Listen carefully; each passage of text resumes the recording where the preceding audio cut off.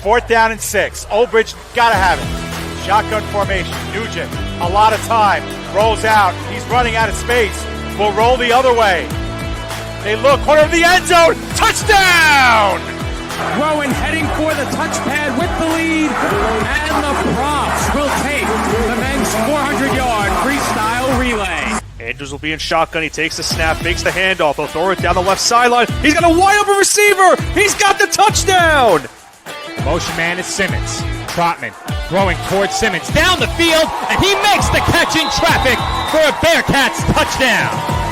Back to pass, middle of the field. The catch is made by Britt. She's off to the races at the 40, the 30, the 20, the 10. Britt is in for the score.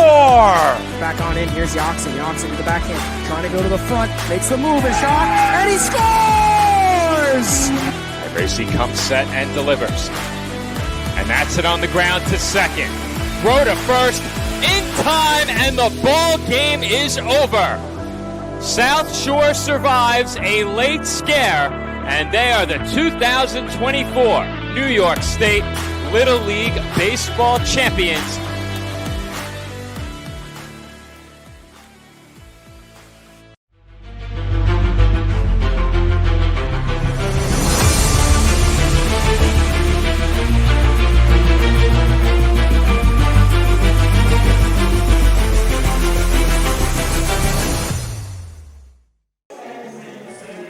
Live from the Warenenko Sports Center in Roselle, New Jersey, PDF Sports Network is proud to welcome you into coverage of the American Arena League 2 and the Jersey Bearcats. Tonight, the Bearcats take the field for the final time in the regular season as they take on another AAL2 original in the Steel City Stampede. Good evening, everybody. My name is Joe Foreman, alongside my broadcast partner and colleague, David Pizzuto, and we are about 20 minutes away from opening kickoff here at Warenenko. As always, we are proud to welcome you in to the Brownstone Grill in Metuchen pregame show, a major sponsor of the Jersey Bearcats that has brought you our pregame show for each of the last 3 seasons. And Dave, the Bearcats took care of business last week and locked up the top seed in the East Division. This also means that the road to the AAL2 championship runs through Warenenko. But standing between the Bearcats and their pursuit of a second championship are a Steel City Stampede team that Jersey has become very familiar with the last 3 years. Joe, the AAL2 is only 3 years old, but we have the longest standing rivalry reborn here on this regular season's final day. It's been a series that's been dominated by the Bearcats after the Stampede beat the Bearcats in the AAL2's first game ever back in 2023. The Bearcats have won every game since in the series, including games the last 2 postseasons, Joe, and a 33-0 win in Pennsylvania earlier this year. While Jersey did wrap up first place in the standings last week with a win over the Outlaws, this one does mean a lot for the Stampede, so we'll see if they can come up with a great showing here and return the favor here in Jersey. The Bearcats clinched first place in the East last week, but they did so against a shorthanded Pittsburgh Outlaws team that showed absolutely no quit. At times, the Bearcats looked dominant, especially on defense. However, the Outlaws were outscoring Jersey for a portion of the second half until a late Bearcats touchdown put an exclamation point on a 39-14 win. Dave, what did you like that you saw from Jersey last week, and what needs to be improved upon in the final game ahead of the postseason tonight? Joe, what I like about the Bearcats is what I always like, and that is they don't change who they are. They have an identity, and they stick to it. Conventional wisdom says you can't play 2 quarterbacks. They don't care. You don't run the ball a lot in arena football. They don't care. You can't always go for the home run on first down. They don't care. You can't blitz that much and leave your defensive backs on an island in the secondary. They don't care, and that's what makes them a solid team, Joe. That, and they have adopted a next-man-up attitude in the face of some injuries this season. There'll be a couple of new faces, in fact, here tonight. Now, all of that said, there is a lot to improve on as they get set for the playoffs, and it has to start tonight, Joe. They had 18 penalties last week, 18. And in their win against the Roughnecks here on PDF a few weeks ago, they had 3 turnovers and 12 penalties. Now, teams like the Bearcats have enough talent to overcome some of those mistakes, but as the games get bigger, your window for playing below your standards gets smaller and smaller. And the Bearcats have to really play a cleaner game here tonight.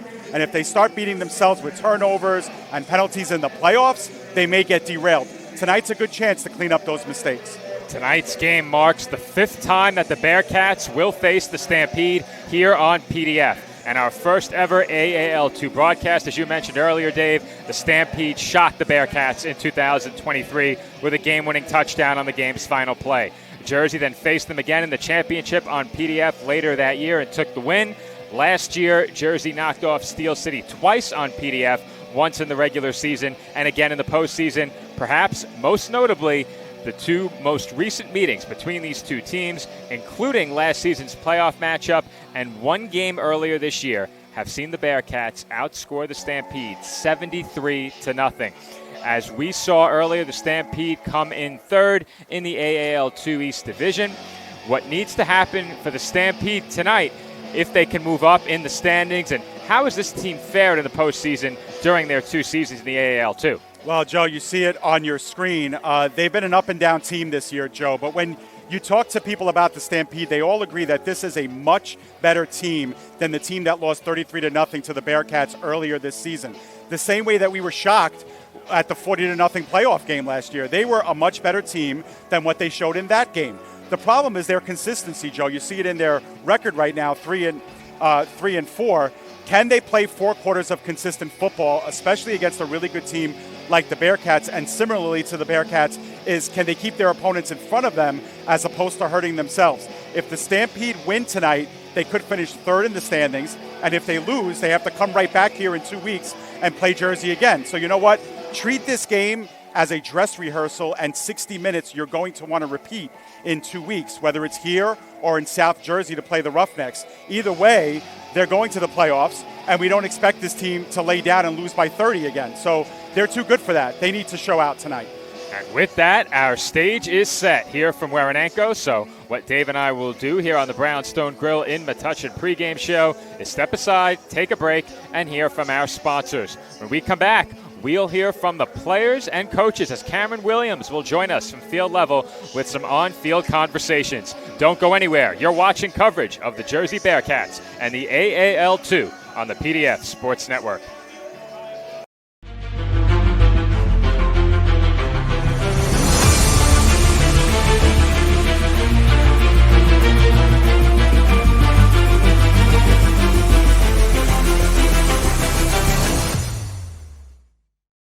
Burgers are better at the Brownstone in Metuchen. My weekend starts with the Brownstone burger, topped with cheddar, barbecue sauce, and a fried egg. Give me the Hawaiian burger. I love the Canadian bacon and sweet pineapple. How do you like your salads? Shrimp, chicken, beef? Stop in and see why families are eating good at the Brownstone in Metuchen. We'll meet you at the Brownstone. We'll meet you at the Brownstone. Jersey Bearcats football is brought to you by Pino's Bakery. Located at 1027 Chestnut Street in Roselle, Pino's is your prime stop for specialty cakes, pastries, and deli delights. Always fresh and made to order, our family-owned shop prides itself on bringing our kitchen into your homes and your heart. Pino's is where family, tradition, and goodness are a daily thing. Visit us at 1027 Chestnut Street in Roselle or online at pinosbakery.net. Thank you to our friends at Pino's Bakery. This fall, NSC Apparel has you covered. We have top quality uniforms with unlimited customization and great pricing. The Supersonic uniform has pro-level fabrics and embroidery, and the Sonic Speed uniform lends itself perfectly for full body designs. We also offer fan jerseys for the perfect fundraiser. Let us make you the best dressed team on the field this fall. NSC Apparel, official uniform provider of the Bearcats and the AAL2. Today's game is presented by Total Performance Bodywork with Dave Riemann. Dave is a body worker, licensed massage therapist, and strength and movement coach. He's combined his wide variety of expertise into a system that he calls Total Performance Bodywork. Trusted by professional athletes and bodybuilders, Dave has been helping people to recover from new and old injuries, improve their breathing efficiency, athletic performance, mobility, flexibility, and their overall strength. Visit Total Performance Bodywork at totalperformancebodywork.com or contact Dave by calling 610-570-7480 or email Dave Riemann at rcn.com. Refined, restorative, results-driven. At CMXI Med Bar, we blend medicine, aesthetics, and wellness into one luxury experience, led by Dr. Angela Roque. Located in the heart of Pier Village, Long Branch. Visit cmximedbar.com or text 9089-232-694 to look better, feel better, live elevated. KKT, InvestStars is now a proud sponsor of the Jersey Bearcats and the AAL2. No matter what needs you have, F. Tarkin Jones will develop the right solution for you. See for yourself the star treatment you will get with KKT, InvestStars LLC. Call today at 201-290-4802 and be a star, just like the Bearcats. If you plan to do chicken, then do chicken like a champ at Wing It On in Linden. Voted #1 medium wing sauce at the National Buffalo Wing Festival. Wing It On is family owned and operated in Linden, New Jersey, and we have an excellent array of your favorite wings and chicken done to perfection. We have the true flavor of champions at Wing It On. Stop in or order now at wingiton.com or call our store at 908-486-0910. The Jersey Bearcats are proud to welcome the sounds of DJ Sparks for the 2025 football season. As heard on Blazing 98.5 FM, DJ Sparks is perfect for nightclubs, concerts, corporate and sporting events. Bringing the party to you. The best sounds and the best time with DJ Sparks. Contact DJ Sparks on social media, email, or by phone, and let's get the party started. DJ Sparks, proud supporter of the Jersey Bearcats. No, I'm right. The podcast that uncovers the origin stories of some of the biggest names in sports, media, and entertainment. Nick Durst here along with Joe Calabrese. Here we are, 200 episodes later, about 150 episodes with guests, our friends, soon to be your friends. Well, it's pretty clear, Joe, that it's all about You Know I'm Right, the podcast. That's my You Know I'm Right moment. Wanted to do a podcast, and everyone was like, what are you, crazy? Who's going to listen? You're not going to get guests. Well, guess what? I'm the best when it comes to getting guests. You could vouch for that. I am so happy that you asked me to do this. I couldn't have been more thrilled. And follow us on socials. Check us out. I promise you, if you want to work in media, whether you work in media now, whether you want to quit your job and work in media, come to us, and I promise you, we will get you on the right foot. That's what it's all about, uncovering the origin stories of some of the biggest names in sports, media, and entertainment. Keep it locked on You Know I'm Right. The Jersey Bearcats are back for another exciting season of AAL2 Arena football. Get on board with us and follow us all year long. For information on our donations, sponsorships, and game day, and ticket information, please contact us at jerseybearcatsarenafootball@gmail.com. While we have a break in the action, the Jersey Bearcats would like to thank the Union Junior ROTC and the U.S. Army ROTC for their support of the Bearcats in AAL2 football.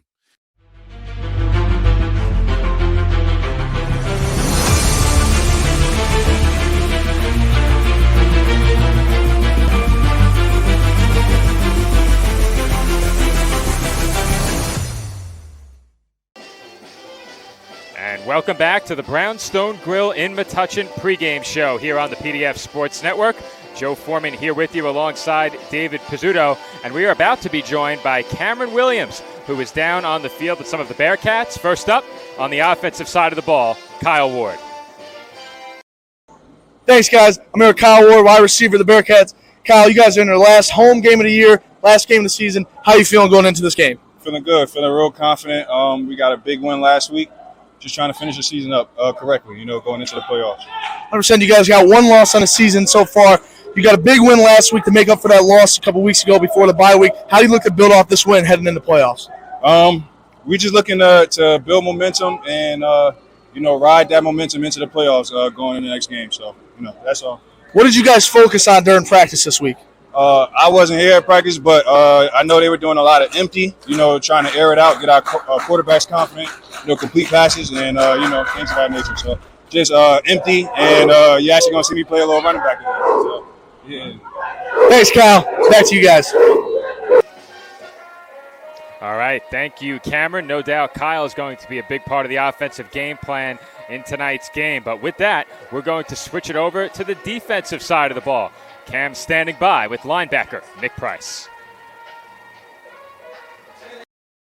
Hey guys, I'm here with defensive man Nick Price here. Nick, going into this game is going to be a huge game for you guys. How do you look to win this game? To be honest, just doing what we've been doing this whole time. You know what I'm saying? Everybody does their job, be 1/8. 100%. You guys had a big defensive side of the ball last week. Sure. A couple turnovers. Well, how do you guys look to build off of that and continue that dominant display on defense? To be honest, like I said before, our success lies in our preparation. You know what I'm saying? Everything we've been preparing for, like I said, everybody just do their job. If we do our job, we come out on top anyway. 100%. Thanks, Nick. Back to you guys. All right, thank you, Cameron. And as always, our pregame conversations will end with the Jersey Bearcats head coach. As Dave and I mentioned earlier in the pregame, plenty to like, a lot to work on ahead of this game against the Stampede. Let's hear what the team is looking to correct and what they're looking to build upon from head coach AJ Roque. What's up, guys? Here with Coach AJ. Coach AJ, huge win last week. Needed that win after the bye week and a loss before the bye week. How do you guys look to go off of that win this week and before playoffs? We got a couple new faces in, right? We want to be able to get to the quarterback more. We want to be able to, move the ball better. So, get guys in here that can help us out. That's our biggest thing of getting ready for the playoffs. 100%. I know Kyle Ward said he might take some snaps in at running back today. How will you look to utilize him today as the guy behind the quarterback today? We look to be in the run game the same way we've been all year. Like, we're not stopping. You'll see a lot more empty today. Just to get guys in space. We kind of prepare for this in practice on Tuesday. 100%. You say you're going to still use the running game very strategically and dominant because you guys use that a lot, especially with Niles Adams. Yep. Will you also look to continue to throw the ball down with Mateo and Chris? Absolutely. Nothing's going to change on offense. Go get more points. 100%. Thanks, Coach AJ. Back to you guys in the booth. All right, thanks a lot, Cameron. Great job as always. And as we wind down our pregame show, we will throw it to another break. And when we come back, we will be kicking off here live from Warenenko. It's the Bearcats and Stampede coming up after these words. This has been the Brownstone Grill in Metuchen pregame show right here on the PDF Sports Network. If you plan to do chicken, then do chicken like a champ at Wing It On in Linden. Voted #1 medium wing sauce at the National Buffalo Wing Festival. Wing It On is family owned and operated in Linden, New Jersey, and we have an excellent array of your favorite wings and chicken done to perfection. We have the true flavor of champions at Wing It On. Stop in or order now at wingiton.com or call our store at 908-486-0910. Refined, restorative, results-driven. At CMX iMed Bar, we blend medicine, aesthetics, and wellness into one luxury experience, led by Dr. Angela Roque. Located in the heart of Pier Village, Long Branch. Visit cmximedbar.com or text 9089-232-694 to look better, feel better, live elevated. The Jersey Bearcats are proud to welcome the sounds of DJ Sparks for the 2025 football season. As heard on Blazing 98.5 FM, DJ Sparks is perfect for nightclubs, concerts, corporate and sporting events. Bringing the party to you. The best sounds and the best time with DJ Sparks. Contact DJ Sparks on social media, email, or by phone, and let's get the party started. DJ Sparks, proud supporter of the Jersey Bearcats. This fall, NSC Apparel has you covered. We have top quality uniforms with unlimited customization and great pricing. The Supersonic uniform has pro level fabrics and embroidery, and the Sonic Speed uniform lends itself perfectly for full body designs. We also offer fan jerseys for the perfect fundraiser. Let us make you the best dressed team on the field this fall. NSC Apparel, official uniform provider of the Bearcats and the AAL2. Burgers are better at the Brownstone in Metuchen. My weekend starts with the Brownstone burger, topped with cheddar, barbecue sauce, and a fried egg. Give me the Hawaiian burger. I love the Canadian bacon and sweet pineapple. How do you like your salads? Shrimp, chicken, beef? Stop in and see why families are eating good at the Brownstone in Metuchen. We'll meet you at the Brownstone. We'll meet you at the Brownstone.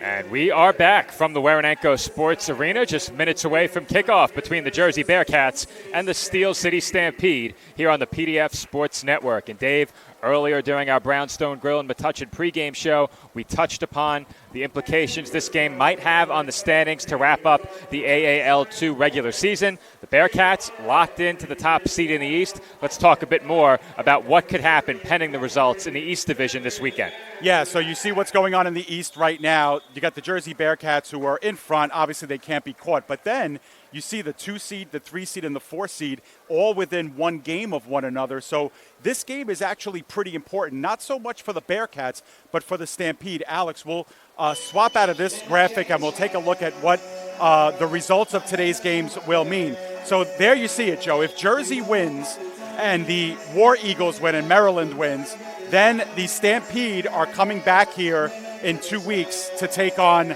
the Bearcats in a playoff game, obviously. Any other result, so if Jersey wins and the New Jersey Roughnecks beat the Maryland War Eagles, then the Bearcats will play the War Eagles. The Stampede will visit the Roughnecks in South Jersey. If the Stampede win this game, it doesn't matter what happens between Maryland and the Roughnecks. It'll be the Stampede against the Roughnecks and the War Eagles against the Bearcats. Now, Joe, take a look at the asterisk there because the home and away for the War Eagles Roughnecks game will depend on the point differential of how much the War Eagles win by tonight. If they win by 35 or more, chances are they're going to be the home team in 2 weeks. But assuming they win and they don't cover that 35-point spread or so, it'll be a Roughnecks home game. So really what we're looking for here is if Jersey wins and the War Eagles win, any other scenario, Jersey will play the War Eagles. So, Joe, if Jersey, wants the War Eagles next week, they got to take care of business, obviously, because if the Stampede win, well, they'll get the War Eagles as well. So it's a little convoluted, but we'll see. Stampede, what they do tonight really matters for them. And something else that perhaps is a bit more straightforward that we also touched on during the pregame, the road to the AAL2 championship will run through Warenenko, an opportunity that excites us as the Bearcats will be hosting throughout the playoffs. Warenenko officially will be a neutral site for the championship game, but should the Bearcats make it that far, they will get the opportunity to play the AAL2 championship on their home turf. But Dave, talk a bit more about the playoff format. What do we have coming up next week in terms of AAL2 playoffs and beyond? Well, next week, Joe, there are no games, okay? So there are no games at all Father's Day weekend, but in 2 weeks, we'll have the North playing in their championship. That's Pittsburgh against Michigan. That's a straight-up one game. Whoever wins is the Northern champion. In 2 weeks, the East will have a semifinal round, and the South will have a semifinal round, 1 versus 4, 2 versus 3. And then in 3 weeks, we'll get the standings back up. If you want, this way we'll just get it up. So you see the East and the South will have a semifinals and a finals round, and then we'll take it from there. We're going to step out, Joe, because of the national anthem, but when we come back, we'll talk a little bit more about the playoff structure. All right, anthem coming up. We'll be right back from Warenenko.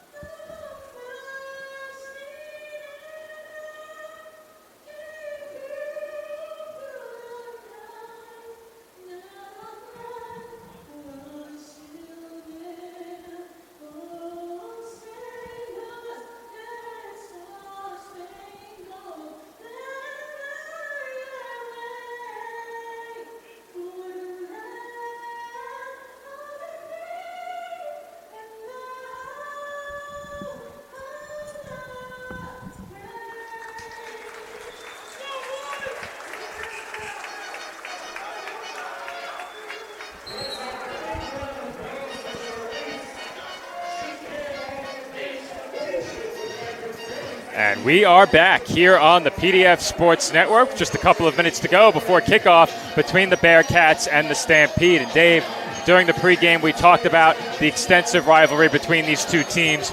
Two AAL2 originals. They've matched up more than any other teams in the history of the AAL2. And we mentioned as well some of the history between these two sides. But looking ahead just a bit, you said it as you broke down the standings and what's to come potentially in the playoffs. If the Stampede do not win today, they are back here for a matchup with the Bearcats in a couple of weeks. And if you're the Bearcats, obviously this is a game that regardless of the impact in the standings, of which there is none for you, you've locked up the top spot, but regardless of the impact on your side, this is not a game that you're looking at and looking past. This is a game you expect to win. It's a game where you expect to come out and perform well, especially what we've seen against the Stampede from this Bearcats team earlier this season. How important is it for the Bearcats to get those elusive 4 quarters of consistent football? Last week, strong first half, perhaps not so good in the second half. You mentioned the 18 penalties as well, and they were losing the second half until the final minutes of that game. So definitely things they can improve. I think they're looking for an effort a lot more like that dominant first half against the Outlaws last week. Yeah, I agree, Joe. And I do think this is a big game for the Bearcats. You know, it's their final test before the playoffs start. And you know, we know, Joe, we've covered a lot of football now on PDF, not just arena, but the outdoor game as well. And, you know, when teams know they're making the playoffs, you know, they save themselves for that playoff game. And, you know, if you're going to play the Stampede again in 2 weeks, then this is a dress rehearsal for that. So do you send this team back on the bus saying, uh-oh, we're in trouble in 2 weeks? Or do you send them back on the bus with a lot of confidence and saying, hey, we can roll with this team, we can hang with this Bearcats team? Like they've done in the past, too, during the regular season. So it is a big game for the Bearcats, and I think despite the wins in the last couple of times that we've seen them here on PDF, there's a lot still to clean up, and there's a lot that gives you doubts going into the playoffs. Talent-wise, Joe, there really isn't any doubt. I think this Bearcats team is super talented. I know we shared that earlier in the season. They are going to be tough to beat in the playoffs. But if they don't play well in the playoffs, absolutely another team can hang with them.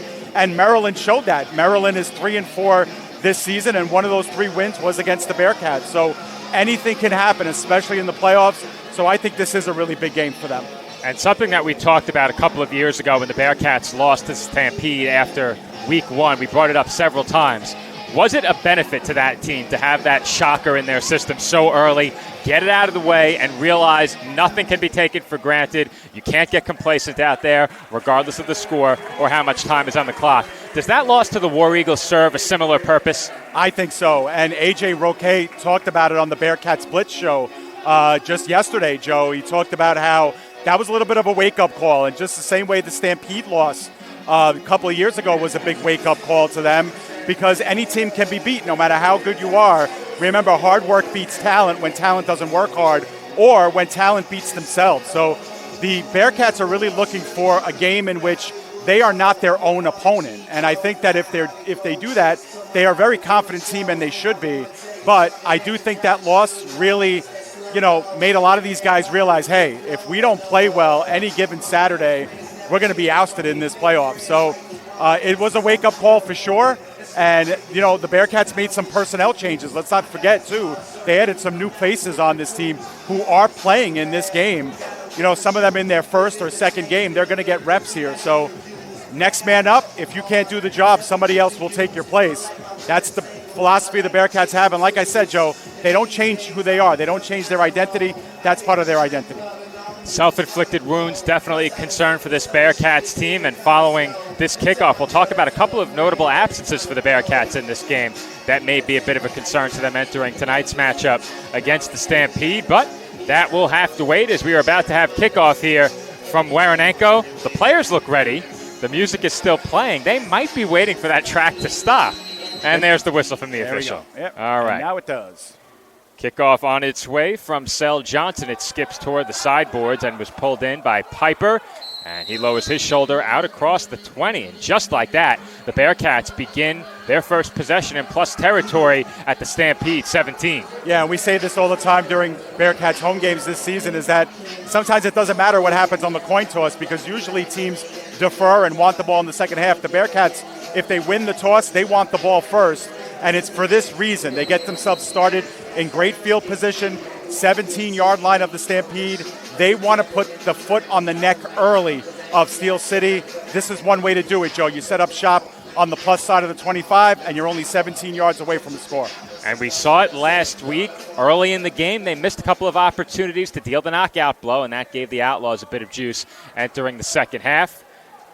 It will be Mateo Rodriguez starting the game at quarterback for the Bearcats. 2 receivers wide, and now a third in motion. And the first play is a quarterback keeper, room to run, and Rodriguez is pushed out of bounds right near the sticks. We'll see if they give him a first down. And helping to sell that fake, Joe, was Kyle Ward, who is playing running back here, as we are going to go quickly, so no instant replay for this one. We'll see what they got here on 1st and goal. First down jersey on the read option. This time they will hand off to Ward. He makes one man miss and goes down. Tackle made just inside the 5-yard line. 2nd and goal, Bearcats from the 4. Yeah, and that's one of the omissions from the lineup here tonight, Joe, is Nas Adams, not dressed for this game for no other reason than just simply not dressing.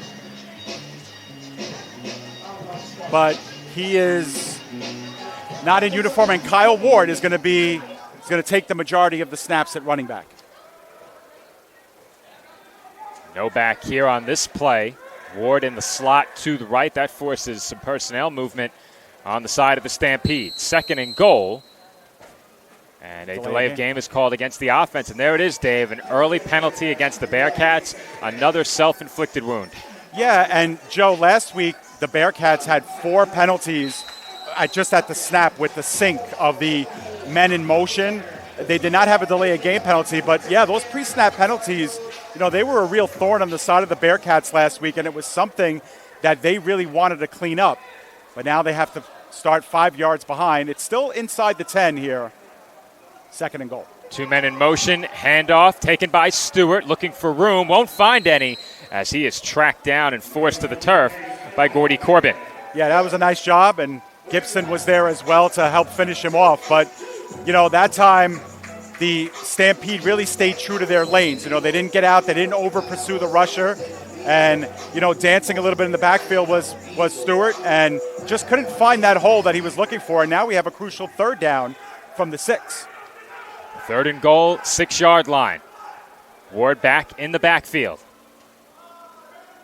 2 receivers to the right of Rodriguez. And 2 men in motion. Rodriguez looking to his left, has time. Clean pocket, steps up, looks to run, breaks 1 tackle, dives for the goal line, and the signal is touchdown. Just did make it by lowering that shoulder and heading towards the goal line. Brilliant job by Rodriguez. He had to make the linebacker miss right in the middle of the field. We'll take a look at it.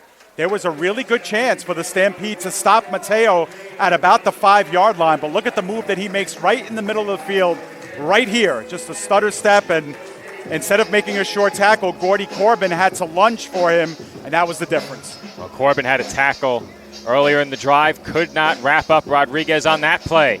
And the Bearcats go straight down the field on their opening drive. They put up 6, and we'll have a chance for 1 more here as they will attempt the extra point. Storego was missing in action last week. Didn't dress for the Bearcats. He's back. And so are the extra points. It's 7-0. Anthony Storego up and good. Bearcats lead it 7-0. Storego fired up. And Jersey's off to a nice start, much like last week's game. Yeah, well, you know what, Joe? It helps when you only have to go, 15, 16, 17 yards for a touchdown. And on a big 3rd down play, you have a dynamic quarterback who can make things happen with his arm and with his legs. We talk so often, Joe, once you're inside the 10, how crowded that end zone is for a quarterback. It's really hard to see through the line. It's hard to get those lanes. You can't use the fade route in the corner of the end zone. That's off the table. So to have a quarterback who could tuck it down and make a guy miss in the defensive backfield, that's huge. And the Bearcats just, it's another tool in their arsenal that they can point to. It's the reason why they're up by a score. And the absence of Nas Adams certainly impacts the play calling a bit down around the goal line. He's a very north-south runner down there and a power runner that can just push the pile into the end zone if necessary. As the Bearcats are waiting to kick this one off, the Stampede still shuffling personnel around. Yeah, they had 2 guys coming in late, but they only had 2 guys at the 10-yard line, Joe. It would have been prime position to onside kick, but they won't do it now. They have one man back deep. I believe that is Boogie Weidman waiting for it. It bounces into his hands. He's out of the end zone, trapped inside the 5 with nowhere to go. 3 Bearcats bring him down, and that's a good start for Jersey on special teams. Yeah, Stampede will have to start inside the 5-yard line, and what a difference, right, Joe? You get the opening kickoff, you only have to go 17 yards for a touchdown. The Stampede get it. Look at this nice kick. They let it hit the turf, and that's the Achilles heel sometimes. The Bearcats get down there quickly. The first one down there was J.J. Ramirez Rojas, who made his Bearcats debut last week, one of those new faces who's going to get right into the game, and made a great tackle inside the 5, and the Stampede have to go 46 yards for their touchdown.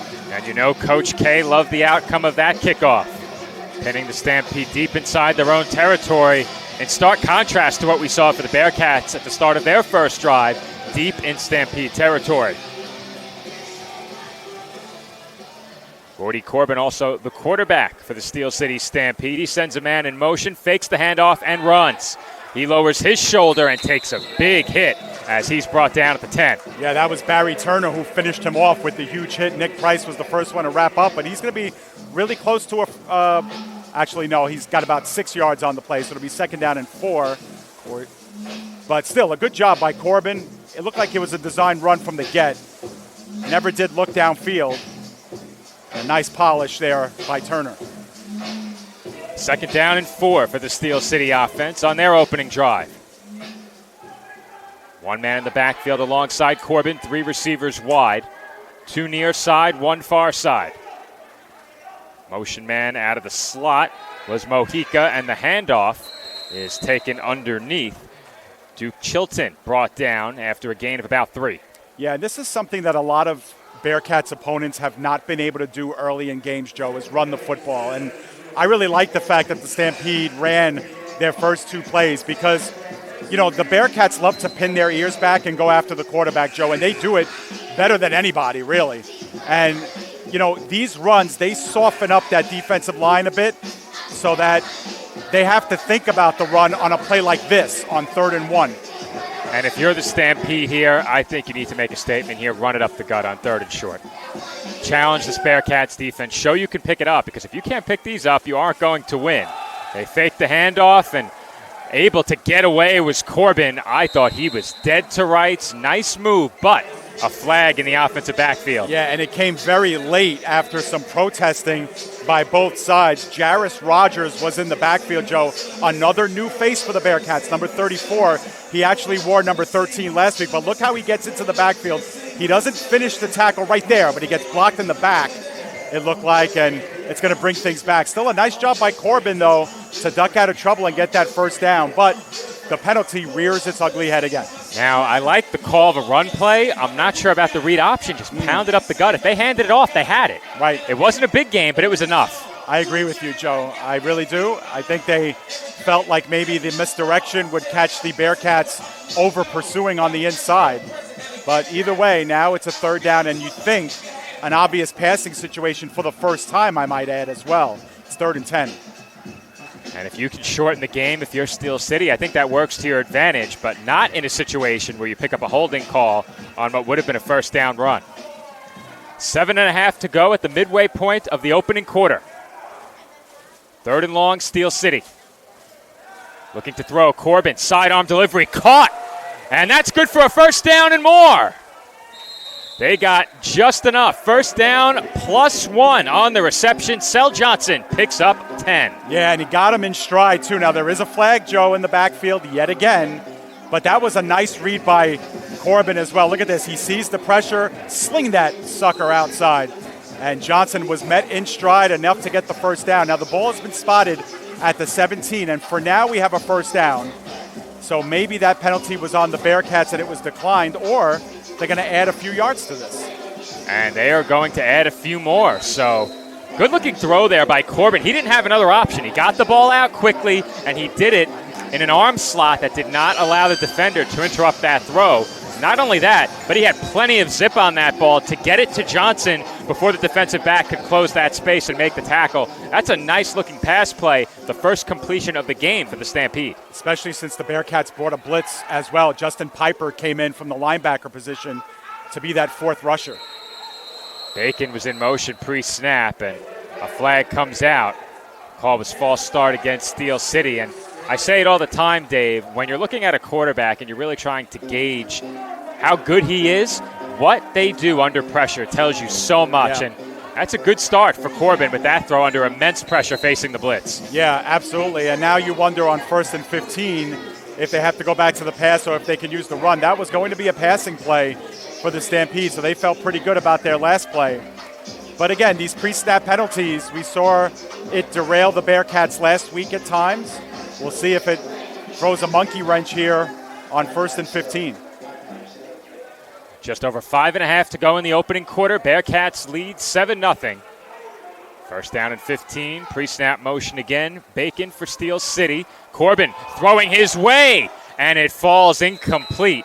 Just over the top of double coverage. Yeah, the timing was just off just a little bit. The safety came bearing down, but if that is put in a perfect window, it probably leads to a score. But that one was a little too far ahead in the middle of the field for Macon, and maybe towards the sideline would have been a better route. But again, Joe, on an obvious passing down, the Bearcats sent in the extra rusher for the fourth rusher. They want to get to the quarterback.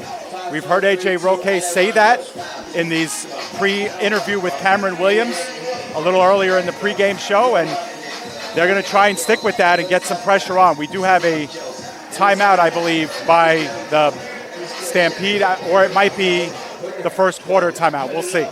It looks that way. So while we have a break in the action, we want to remind you that this first quarter is brought to you by Pino's Bakery, located at 1027 Chestnut Street in Roselle, New Jersey. Pino's is your prime stop for specialty cakes and pastries, as well as deli delights. Always fresh and made to order, our family-owned shop prides itself on bringing our kitchen into your homes and your heart.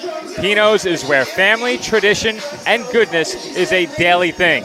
Visit Pino's at 1027 Chestnut Street in Roselle or online at www.pinosbakery.net. Thank you to our friends at Pino's. Yep, and Pino's is sponsoring our first event, which I think might be kicking a field goal, Joe, and so we'll keep their graphic up here for Pino's. But, Joe, we should mention, last week we had a lot of trouble with the internet connectivity here at Waranenko and Roselle.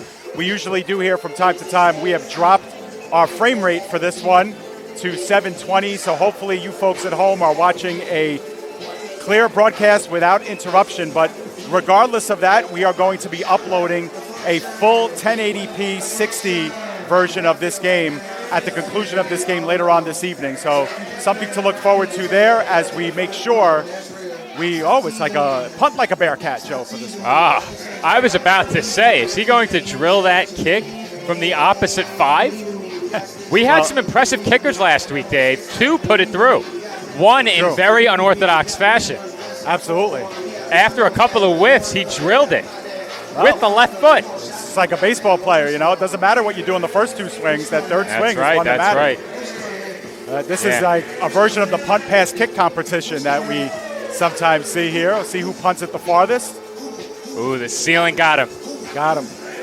That ceiling's a menace. And speaking of the ceiling, that first throw by Corbin deep down the field, so the second throw, that deep ball, managed to stay underneath the ceiling and drop in over the top of the defense. Just a bit overthrown, but it's not easy to do that. I like what I've seen from him on the first 2 throws. I sure do too, Joe. I think that's the mark of a good, confident quarterback who's done this before. He's been in the room before, and he's showing it, and, has gotten the pressure in his face too. They only have the 3 down linemen, and when you're bringing 4 guys in, it's simple arithmetic. You're getting 1 more blitzer coming in unabated to the quarterback. So you got to make the read quick, and you got to throw it hot, and that's exactly what he did. And we'll see if the Bearcats continue to bring pressure as they have. And you said it, Dave. Conventional wisdom tells you can't blitz as often as the Bearcats do. Well, early in this game, they've brought the blitz plenty. Yeah, they sure do. But, that also tells you how confident they are that they're going to put pressure on the quarterback and how confident they are in their defensive backfield to make sure that if they're left out on an island, they'll be fine and they'll make the plays. So, with Pusey on one corner and Turner on the other, they feel pretty good about themselves, this team. And, of course, they got the safety help back deep if they need it as well. We are just about set to resume action with 4:43 to go in a very quick-moving first quarter. I mentioned it before, Steel City keeping the ball on the ground really shortens the game, and I think that plays to their benefit. The question mark then becomes, can they keep up with the Bearcats scoring and get enough stops to keep this game close for 4 quarters? That's right. Well, they had some extra time to think about this 2nd and 15. 2 motion men pre-snap. Corbin throws over the middle, complete. Bacon taken down at midfield. They'll spot this one at the 25. Yeah, good job by Shaheem Bacon to come up with that in the middle of the field. You know when you catch that ball, there's probably going to be someone on top of you right away. Sometimes planting you to the ground ferociously, but it's just a good job of securing the ball first and then absorbing the hit. Nice play. It gets 12 out of the 15 that they need. It'll be 3rd down and 3. So they'll give them the Bearcats 23. 3rd down, and it looks like a long 3. Maybe close to 4. Same formation once again. 4 receivers out there for Steel City. 2 in motion pre-snap. Corbin looking downfield, tucks it.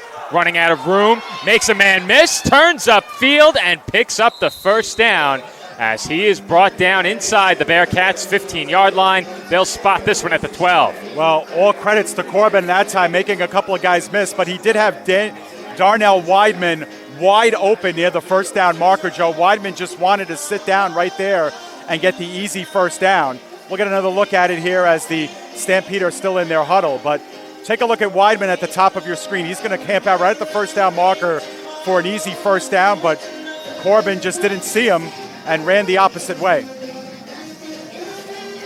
And I think that QB spy took his eyes off his receivers downfield, Dave. Yeah. If there's not that extra man in the middle, perhaps that receiver is covered, but I think if that man's not there and the quarterback has some more time, maybe his eyes downfield, or maybe his eyes get wide and he jets up the middle for a score. So you don't really know how the presence of that defender changes the play, whether or not he's there, but on that particular play, Corbin able to make him miss and pick up a few extra yards. He's done a lot with his legs, has done some good things with his arm. It's been a good first drive for Steel City and a very long first drive for Steel City as the clock is stopped at 3:09. I think the Stampede might have called a timeout, Joe. I have a feeling Stampede have called a timeout. I don't think this was a timeout called by the Bearcats because they didn't even get back to their coach to huddle up. The Stampede have. So this is a timeout by the Stampede, so they have a 2 remaining. And, yeah, Joe, you're right. Corbin's ability to escape the pocket, get some things with his legs is really adding another dimension to this Stampede offense that the Bearcats really haven't had to deal with in a little bit. We've seen dynamic playmaking from both signal callers early in this game tonight. This time Corbin will hand it off. And powering forward for about 3 on that carry was Chilton. Yeah, so good job again to just advance the ball 3 or 4 yards. It'll be a 2nd down and about 5 here, Joey. Actually got they gave it 5. Yeah, good couple of yards after first contact. And, to me, if I'm Coach Matt Santiago, that's the one thing that really makes me happy. When you could hand the ball off and start getting 3, 4, 5-yard runs from your running backs against this Bearcats front 3, that is a win every single day. So, I think the Stampede will continue to stay with that. Rowan Ramirez and Young, a very stout defensive front for Jersey. Not easy to run on them. And they will hand off to Chilton again. He cuts it back, makes a man miss, gets a block from Corbin, and he's back to the line of scrimmage. Bearcats want a flag. It looked like Ramirez was asking for it on the defensive line. Yeah, he was looking for the hold there, and that time it took Barry Turner coming from his cornerback position to step up and play the run. He gives up some size to the running back here, but you can see Price. Good shot there. Yeah, I don't know about the holding on Ramirez, Joe. Looked like a pretty clean hit on him. But they didn't get anything on that play, so it'll be 3rd down and 5. And how about Chilton with some nifty footwork on that run, some power running on the down before. We'll see what the Stampede do here on 3rd and about 5. Once again, pre-snap motion. And they will hand off. Chilton up the middle, fighting forward, but he does not have enough. He looks to be a yard or two short, and that will bring up fourth. Yeah, he got stood up right at the 5-yard line, so it'll be fourth down and 2 coming up, and a big play here. But on 4th and 2, Joe, you have a lot of options. You obviously have Corbin coming out of the backfield and taking it himself on the keeper. You could try one more time to give it to your big running back, Chilton. Hope he can dive forward for a couple of yards just like he did right there. Or you do have the passing game as well. So let's see what the Bearcats do defensively as well as Piper comes racing out to the sideline. If they weren't in the middle of the field, I'd love a speed option here, but you can't run that from the middle of the field in Arena. It's too tight. Final minute, first quarter, 4th down, Stampede. Once again, pre-snap motion, and keeping it is Corbin. He nearly got away, but is brought down for a big loss. He goes backwards for 5. And the Bearcats defense with a big play on 4th will get the ball back with 37.4 to go in the opening quarter. Yeah, another option play, Joe, and you wonder, Ramirez was in good position in case the handoff was indeed handed off, and just nowhere to go for Corbin. So the Bearcats, they bend. They do not break with 37 seconds left in the first. It is tough to run a read option in that situation, Dave. I agree. That's why I mentioned if you're tight to one sideline, if you're snapping that from the hash, I like the speed option there because you have a quarterback that you know can move and you have a back that has shown the ability to break some tackles, but that's asking a lot from your offensive line, from your quarterback, and from your halfback to try and run it up the middle against this Bearcats defense on 4th and 2. And it was a long 2. It wasn't like the last one. That was 4th and a short yard. Right. Big difference. And the Bearcats stand strong on 4th down. A late arrival onto the field for the Stampede as well. Rob Davis got on late as that pass is complete in traffic. And taken down was Manny Stewart. I think he might have enough for a first. If not, he's a yard short. Yeah, Rodriguez had to thread the needle right there, Joe. That was just beyond the fingertips of the defensive back.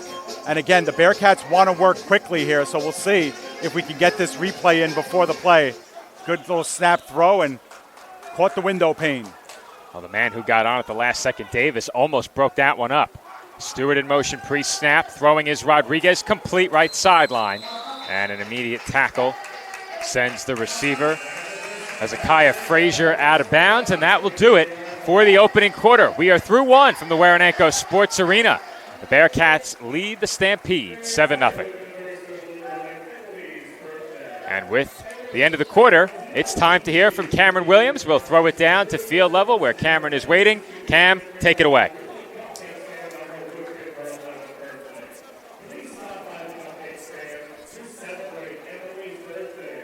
We will take just a moment to make sure we get Cameron's audio connected to us. Hopefully we can sort that out.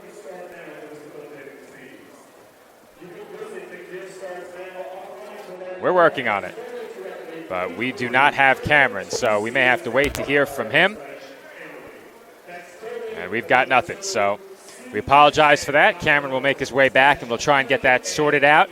And if we are able to sort things out with his receiver, we will hear from him during our second quarter timeout. So with that, the second quarter is about to begin here from Waranenko. The Bearcats will have a second down at about 5 or 6. Sticks moved up just a bit. Looks like a second down at about 4 now. Either way, it is Jersey football, and they had to flip the field. So it is second down and 6. But Bearcats have it. They lead this one 7-0. Their second possession of the game will continue here as we have Cameron back up with us here at our perch. They're going to take a look at his audio transmitter, so I'll be with you calling the action as Dave attends to Cameron's audio. Bearcats with trips to the left. 3 receivers to the left of Mateo Rodriguez. Kyle Ward in the offensive backfield as the second quarter begins. Man in motion wide, and the handoff goes to Ward. He's racing up the sideline, and he's pushed into the boards past the sticks. First down, Bearcats. Pre-snap, Frazier was the motion man, and that helped draw the defense away from that far sideline. That gave Ward the running room. A good block as well by Manny Stewart on the play, helping to set that edge. Dave? You think we have Cameron for the second timeout? I think we do. Well, we're green now. We were not green before. I hope before. he took the right mic, though. I hope I gave him the right mic. But we'll see. First timeout of the second, we're going to go back to Cameron. All right. Ward on the toss, breaks a tackle in 2. He's inside the 5 and down at the 1. Just short of the goal line. Coach Roque wants a touchdown, and the officials say hold it right there. It's going to be first and goal, but it looks like that one may have been called back on a penalty, and I think they got a hold there. Number 55 on the offensive line for Jersey, guilty of the holding. We do not have a 55 on our roster. Someone's wearing a different number, Joe. We'll have to figure out who. It's not Rittman. It's not, I don't think it's Nelson or Rinsky. So we'll have to see who's wearing the different number than usual. But, yeah, that's a backbreaker. You know, that's the play that Nas Adams ran for a score on the first drive of the game against the Outlaws last week. And, you know, we talk about Nas Adams being that power guy, Joe, big boy football. Well, Kyle Ward's easy to lose in the middle of some of those bodies. You know, he doesn't have as big a frame as Adams. But, man, if he gets a head of steam into the second level, he pinballs around. He's very dangerous. Well, we've seen it. Kyle Ward can do it all. Swiss Army knife kind of player. Rodriguez looking downfield, throws deep into coverage and incomplete. Yeah, right at the shoestrings of Stewart. And, you know, it's not the worst ball in the world. If Stewart lays out, maybe he has a chance to get that diving. But still, that ball had a lot of zip on it. Well, that throw had to be near perfect to keep it away from Justin Haynes, as this will be 2nd and 20 coming up here, following that first down penalty and the incomplete pass. But Dave, that was a high-risk throw from Rodriguez. He put it in a spot where the defender couldn't get it, but that also cost his man a chance.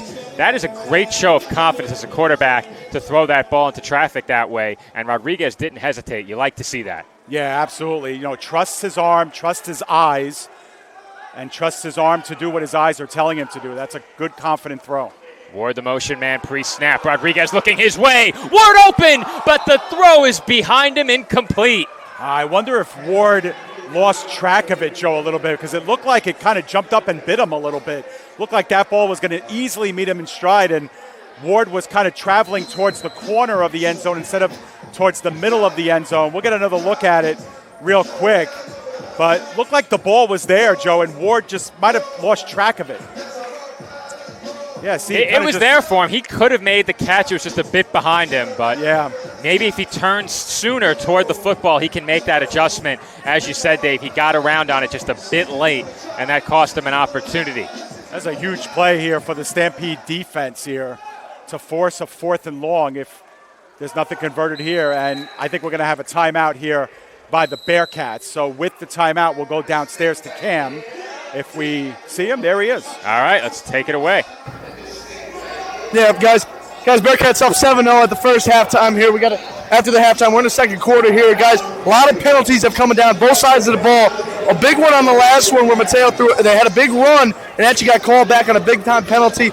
There's a lot of static in between what's going on. A lot of defensive linemen having their hands out on the field. The Stampede are one of the same question with the officiating. But, guys, it's looking good so far. The defense made a big-time stop on the last drive. But the Stampede has been very, very aggressive on the offensive side, wasting a lot of time on the clock. The defense has to corral that and get the ball back quicker next time. Guys, back to you. All right, Cam, thank you. Audio situation all sorted out. That's good to see. Just in time for a performance from the Lady Bearcats. But, Dave, as the Lady Bearcats take the field and we have our second quarter timeout, it is all about fitness. And coming up, we will have a contest featuring some contestants doing their own thing. But that contest will be sponsored by Infinite Athletic Training located in Piscataway, New Jersey. They're also part of our second quarter giveaway at Waranenko, the Electrolyte Boost. Imagine hydration, but without the water.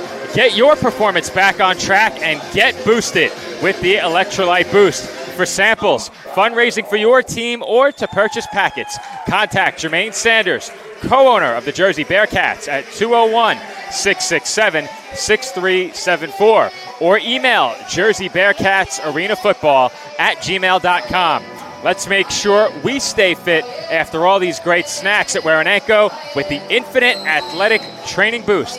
www.infiniteathletictraining.com. All right, Joe, and that was actually a Bearcats timeout, Joe, too. So now they're down to 2 in this quarter as well. But it's a big decision for them here to try to get at least half of this back to set up an easier 4th down. 3rd and 20, 2 men in motion. Rodriguez looking left, throws across the middle, wide open man, complete. But there is a flag down as the Bearcats' Javon Thomas is in. We will see if this one is going to be called back. If it is called back, it'll be a 3rd down and 30 instead of a touchdown, and it takes points off the board. The Bearcats think they have a touchdown. Ooh, it might be against the Stampede. They do. It is a Bearcats touchdown. Well, I wonder what the call was, Joe, because there wasn't a real call for the penalty either on that play. Let's see if we could just see what's going on here. I don't really know. I don't see anything going on. Yeah. Flag came out in the area of holding, which led me to believe it was coming back, but give Javon Thomas a Bearcats touchdown. Make that Javon Thomas, excuse me. He's into the end zone, and Jersey now has a 2-score lead, 13-0. Yeah, and, you know, if you're the Stampede, you have to start worrying about your tackling, Joe. You know, that's the second time, as we see the extra point here first. It is good, but it's the second time we've seen the Stampede let the ball carrier kind of dip out of a couple of tackles. A lot of short tackles, too. 1 and 2 white jerseys failing to take Thomas down there, and he gets through. You should not be able to escape arm tackles when you're pinned by the sideboards, Joe. Let's see that replay one more time, Joe. But if you have Thomas by the boards there, you've got to drill him out of bounds. You know, there's no excuse for just letting him cut out of some arm tackles there and letting him go. The same way, there's no excuse for letting Kyle Ward rip into the middle of your defensive secondary for a touchdown earlier in the drive. Let's take a look again, and we'll take a look at 2 things. We'll take a look at what happened here at the line of scrimmage to warrant the flag, and then we'll take a look at the escapability of Thomas if we get to it in time. Let's see. We're getting there. A little bit extra slow motion here, but that's all right. We're going to take a look. Maybe it was a hands to the face, Joe, defensively. That's all I can think about. But you got 3 guys in the secondary just kind of looking, and guys giving up on the play in the back. That's not a good look for the Stampede on that play. It's not a lot. You can't give up a completion that big on 3rd and 20. And I think what happened earlier in the drive with the shot downfield definitely impacts you as a defense, because you see Kyle Ward get behind you. They had the touchdown, the throw just a bit off the mark, and then perhaps you cheat back a little bit and leave that receiver open as this kick skips to the arms of Bacon. He deals a stiff arm and is finally met by a host of tacklers at the 20. Yeah, good job by the Bearcats again, staying disciplined where they need to be on the field, and they stood up Bacon and right at the 20-yard line. But Stampede in a bad spot here, Joe. They fell to the Bearcats 33-0 earlier this season, so they haven't scored now in 5+ quarters. They had a really, really good first offensive drive that stalled out inside the 5. And on that last defensive series, they just didn't look that good. I mean, if the Bearcats had not committed that penalty, you know, that would have been an easy 6. But let's see if the Stampede could get a little bit of the swagger back they had offensively, and if that can help them defensively as well. But we often talk about, on the offensive side of the ball, the big plays that the Bearcats are able to connect on. On that drive, it may have been the big plays they didn't connect on that really set them up to hit the big one. Yeah, true. It is now Steel City football, trailing by 14. Once again, 2 men in motion pre-snap. Corbin looking, sidearm delivery, and straight through the hands of Sel Johnson. Yeah, Johnson, that one should have had it. It was right above his helmet, and he's still looking at his gloves there, but not a bad thought by Corbin just to wing that right on the side, get yourself an easy 3 to 4 or 5 yards, set yourself up better on second down. Now, Joe, I believe we have the official timeout of the second quarter. So, a second quarter timeout. Absolutely. Why don't we throw it to break while we have the timeout? Let's do it.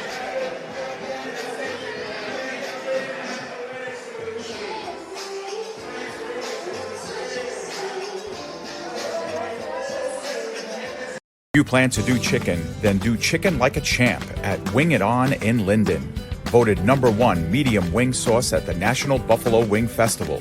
Wing It On is family owned and operated in Linden, New Jersey, and we have an excellent array of your favorite wings and chicken done to perfection. We have the true flavor of champions at Wing It On. Stop in or order now at wingiton.com or call our store at 908-486-0910. Refined, restorative, results-driven. At CMX iMed Bar, we blend medicine, aesthetics, and wellness into one luxury experience, led by Dr. Angela Roque. Located in the heart of Pier Village, Long Branch. Visit cmximedbar.com or text 9089-232-694 to look better, feel better, live elevated. The Jersey Bearcats are proud to welcome the sounds of DJ Sparks for the 2025 football season. As heard on Blazing 98.5 FM, DJ Sparks is perfect for nightclubs, concerts, corporate and sporting events. Bringing the party to you. The best sounds and the best time with DJ Sparks. Contact DJ Sparks on social media, email, or by phone, and let's get the party started. DJ Sparks, proud supporter of the Jersey Bearcats. This fall, NSC Apparel has you covered. We have top quality uniforms with unlimited customization and great pricing. The Supersonic uniform has pro-level fabrics and embroidery, and the Sonic Speed uniform lends itself perfectly for full body designs. We also offer fan jerseys for the perfect fundraiser. Let us make you the best dressed team on the field this fall. NSC Apparel, official. And we are back from Waranenko at the conclusion of our second quarter timeout. Once again, Infinite Athletic Training sponsoring our second quarter timeouts. We got them in a bit early as the Lady Bearcats performed earlier in the quarter. But as the action resumes here in the second, we have 8:47 to go until halftime. And all of a sudden, Dave, the sense of urgency for the Stampede dialed up just a bit, trailing by 14. Yeah, no question. It's only their second offensive drive of the game, but when your opponent is 2 for 2 on their side, it puts the pressure on. Corbin going deep, has a man open, and unable to make the sliding grab was Ant Mojica. They had a chance there to cut the Bearcats' lead to 8. That was a good throw that time by Corbin. Mojica's got to come down with that one, Joe. I know it's hard to see it over top of the cornerback, Pusey, but he had the step that he needed. There's the one step you need, and that one should have been caught, and it should have been 6 points. That's one you have to have if you're Steel City, and just like that, it's 3rd and 10. Yeah. 2 completions that should have been on the first 2 downs. Yep. And that's certainly a false start. Yeah, and it's because Bacon is not lined up with the other wide receiver. So Bacon started about a yard ahead of the opposite receiver on the opposite side, so he was a yard ahead of the play. And for the second time, the Stampede have committed a pre-snap penalty that backs them up again, so it'll be 3rd and 15. We are approaching the midway point of the second. 7:40 to go, clock ticking. Bearcats leading by 14, and Steel City in dire need of a big completion here on 3rd and long. Yep, and if you're Corbin again, you have the ability to kind of scamper out of the backfield. I'm going to be looking squarely at the Bearcats defensive side to see if they bring in that 4th rusher on an obvious passing down, or if they're going to start respecting the legs of Corbin. 2 receivers in motion again. Corbin pump fakes, tries to get away, and he cannot. Keemon Coleman wraps him up for the sack, and it will be a 4th down and a mile, about 22 to go for a first. Yep, and he was the blitzer, Joe. Check him out in the middle of your screen. Keemon Coleman, he was right by the speaker. There he comes, unblocked, because you only had the 3 down linemen. There was no running back help, and so it's 1v1 at that point.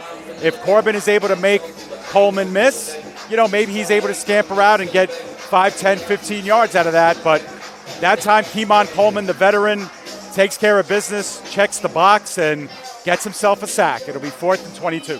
Aaron Stallings was shaken up on that play. He's off the field and walking under his own power. He looks okay, and something not to be lost in that play, Dave, is how easy it would have been for Coleman to leave his feet on that pump fake. And if he does, there is plenty of running room on the right side of the field for Corbin. So by staying on his feet, Coleman ensured the sack and did not give Corbin the chance to escape. Now, we say it all the time.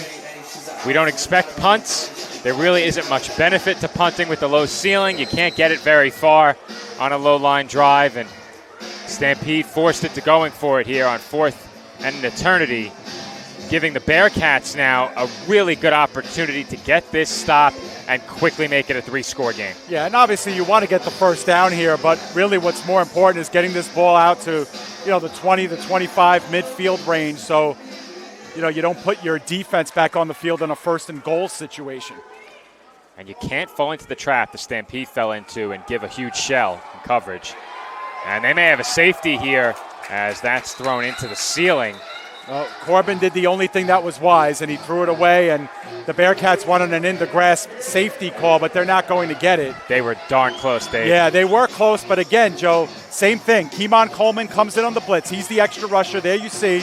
And he just wins the battle, right? He doesn't end up making the tackle, but he forces Corbin to start backpedaling, and Corbin has no choice but to throw it up into the netting. I don't know if he even had a target there, Joe, or not, but the worst-case scenario here, the Bearcats have a 1st and goal to start off this drive.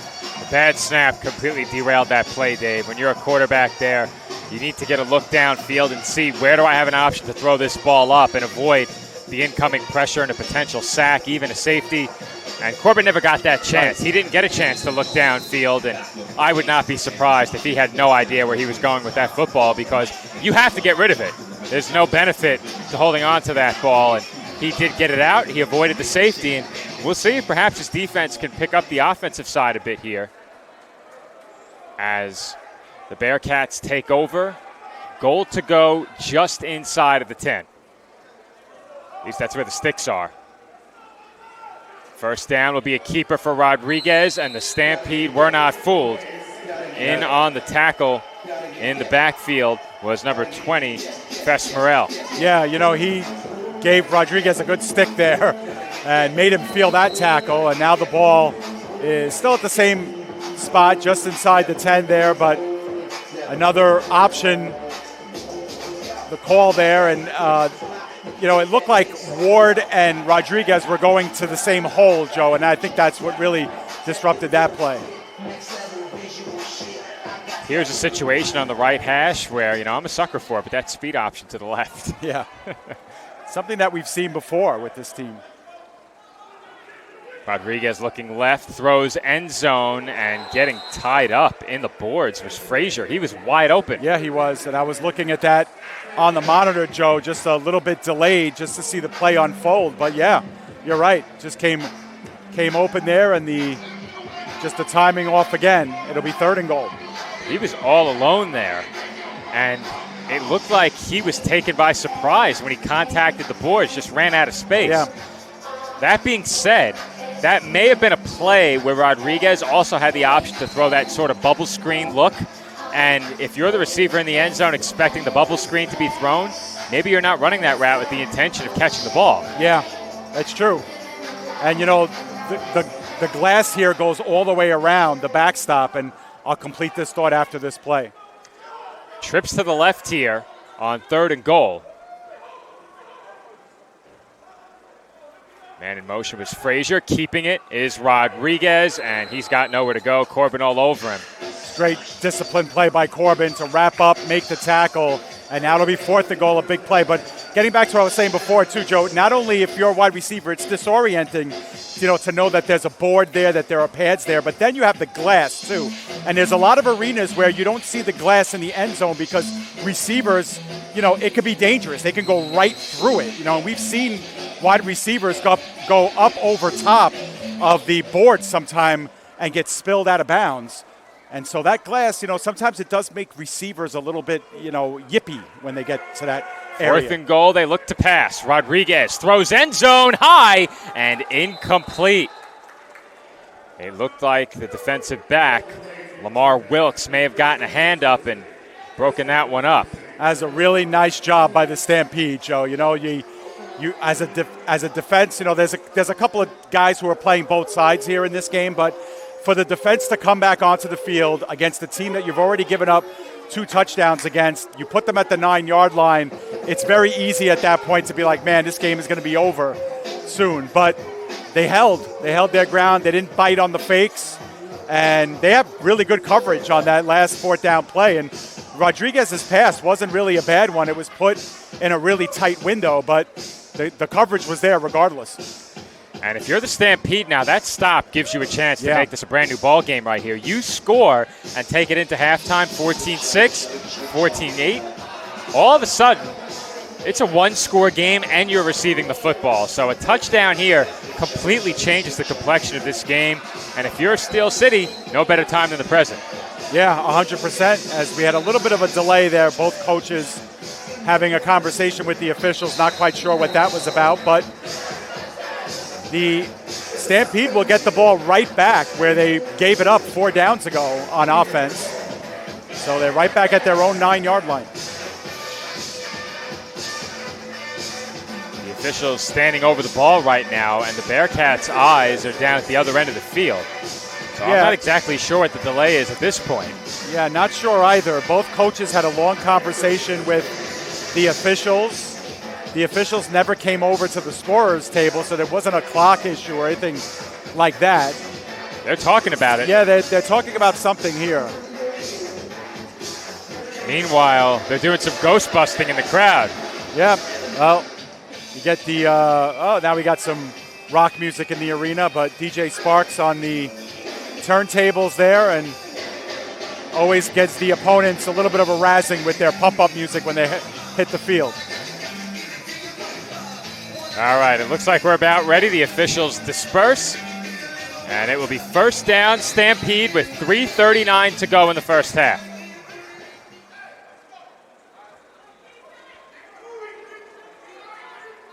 Pre-snap motion once again. Bacon was the motion man as they hand off to Chilton, and Chilton is brought down after a gain of about 3. Yeah, I don't know if it's just me, Joe.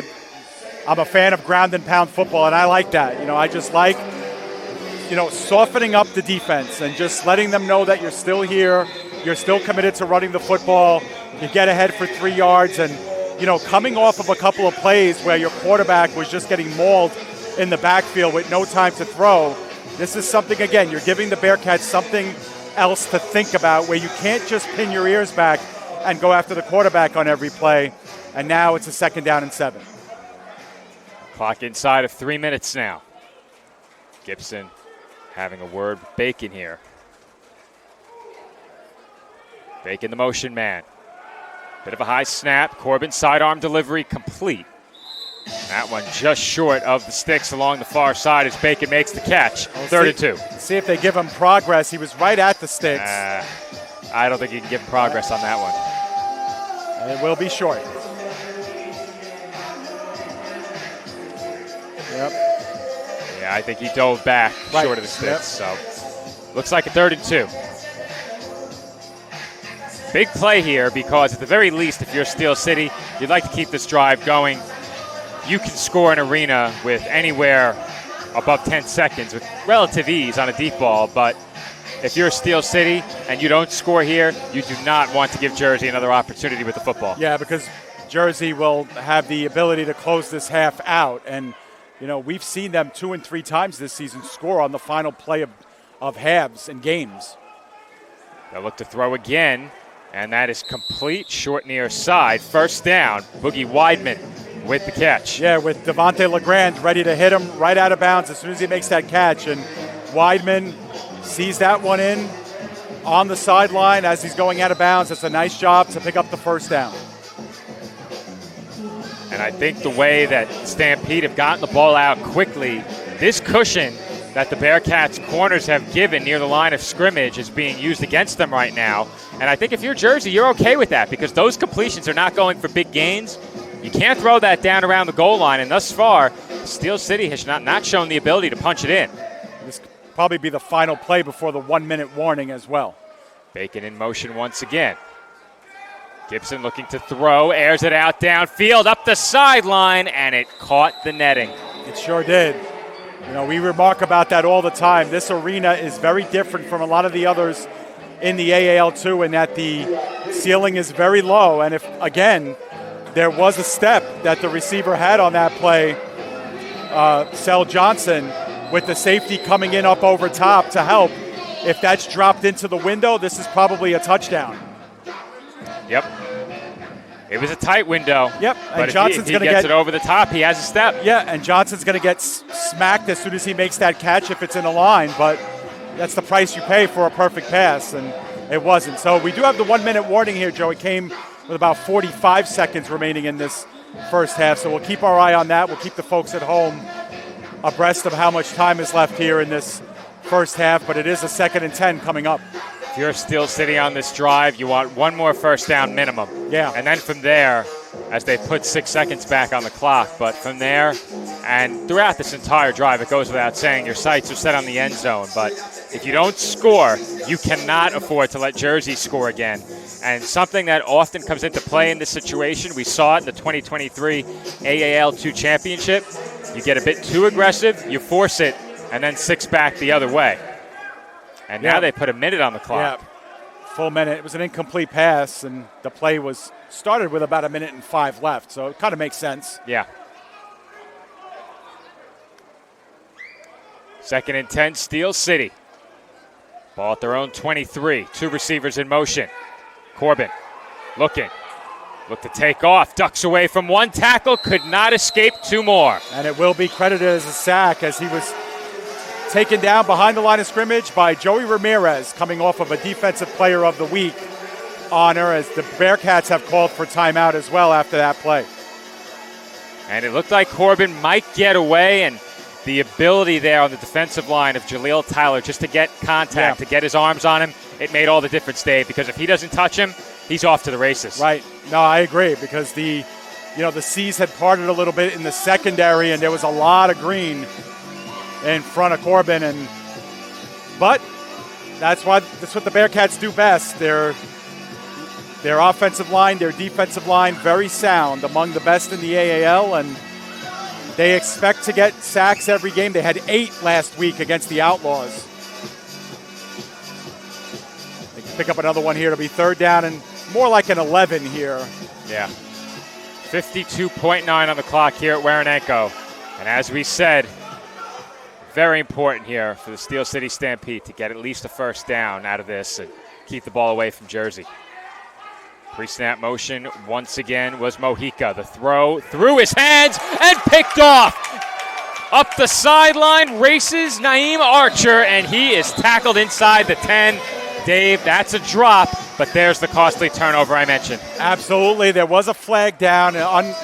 Right now it looks as if the Bearcats are going to decline it, obviously, if it's against the Stampede, but they still have to get the word on what that was. But Naeem Archer was hanging out in the back of the secondary as a safety to provide the help. And after a long conference here, Joe, I think this might be against the Bearcats. They've sent their defense back onto the field.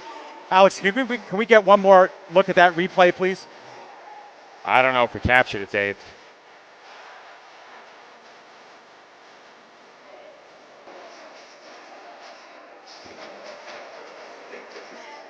Let's see here.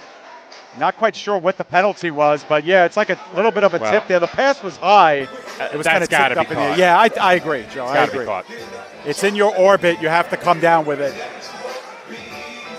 But and given the pressure as well, you'll take that kind of throw.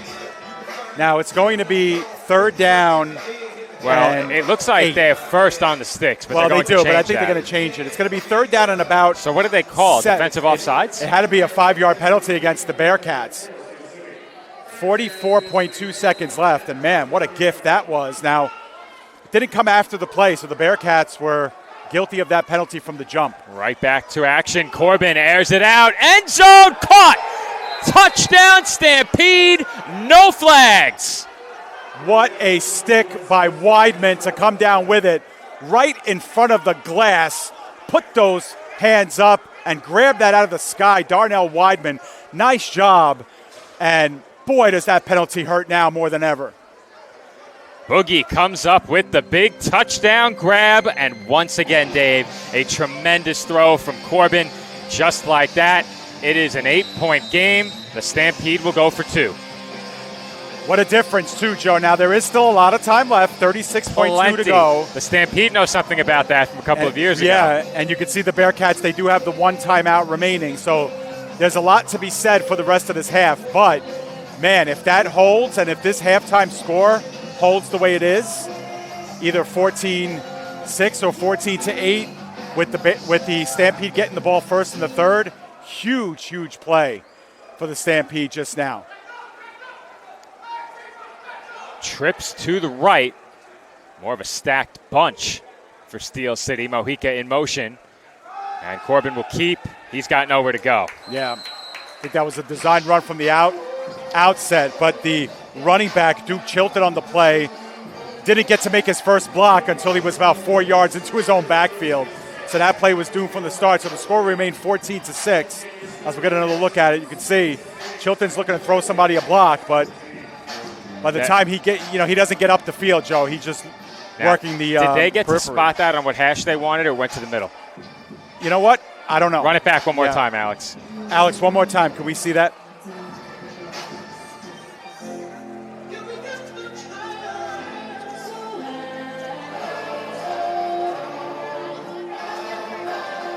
Yeah, middle of the field. That is just so tough if you're not on one of the hashes to get that running room. And the reason I bring up the speed option in a situation like that on the opposite hash is you have the option to then pitch it back to the back. If you're the quarterback, you want to try and set up the block for him inside right tackle or at least right on that edge. Once you have to bounce it to the outside near the goal line, it is so tough to run it in. I agree, Joe. So tough. In a team that's been starved for points against the Bearcats, the touchdown feels great, but it could conceivably still be a two-score game unless the Stampede, of course, they need the full breadth of a touchdown to tie 6 and the 2-point conversion. Looks like the kicking game is off the table for them.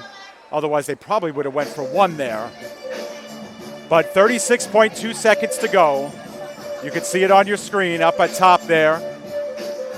The Bearcats with 1 timeout remaining. And look, they've had good field position off of the game's first kickoff. So they might be able to cut the field in half right now on this one. They need a good kickoff through the Stampede. I think the mood in that locker room at halftime heavily contingent on the outcome of this offensive drive. Ward plays the kickoff on a bounce, and it looks like they'll have good field position again. Perhaps more than that, as Ward is finally touched and brought down just across midfield at the Stampede 22. It looked like he may break that one for 6. It did, and it looked like it was going to be Sel Johnson with a chance to light him up. Joe, I don't know if you saw, but Sel Johnson kind of just olayed Kyle Ward here. Look, it's like you're coming in untouched, and they're like, olay.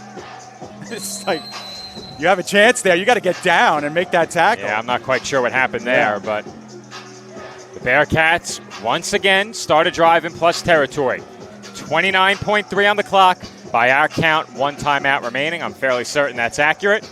And if you're Jersey, this is an eternity. You could run at a minimum 4 plays here, maybe more. 22 yards in 29 seconds. That sounds almost easy for a lot of arena teams. But the Bearcats especially, that downfield throwing game. I almost think the field position hurts them. I think they're too close. We have a pre-snap penalty. And did the Stampede think so as well? Because they're going to discuss it. I almost thought perhaps that was intentional. You think so? It wasn't, but initially, before the defensive back, Bacon protested, I thought maybe that was intentional. But is it to make it a shorter field and to take away It's to make it harder to hit that deep ball in the end zone over the top. Yeah. I think that the shortened field matters that much. Meanwhile, I really think it makes that much of a difference, but and we've seen it with the Bearcats. I don't want to say it's been their Achilles I'm not heel, doing that on the first play of the drive. Sure. Rodriguez will look to throw here. Ward is wide open. Ward open in the end zone, grabs it with one hand, touchdown. Wow, what a highlight reel play. We'll send that one to Sports Center later, see what they think about it for a top 10 highlight. But Ward was wide open, Joe. He just did a simple post route here. Nobody plays him. It's hard to pick up here because we're looking in the backfield, but there's nobody on him. I don't know what the coverage was. It looked like a prevent defense where they just didn't cover the end zone. Yeah. Because you had 3 defensive backs lined up inside the 10, each holding a third of the field. and nobody took the end zone. Joe, we said 29 seconds was enough. They scored in 5.3 seconds. Incredible.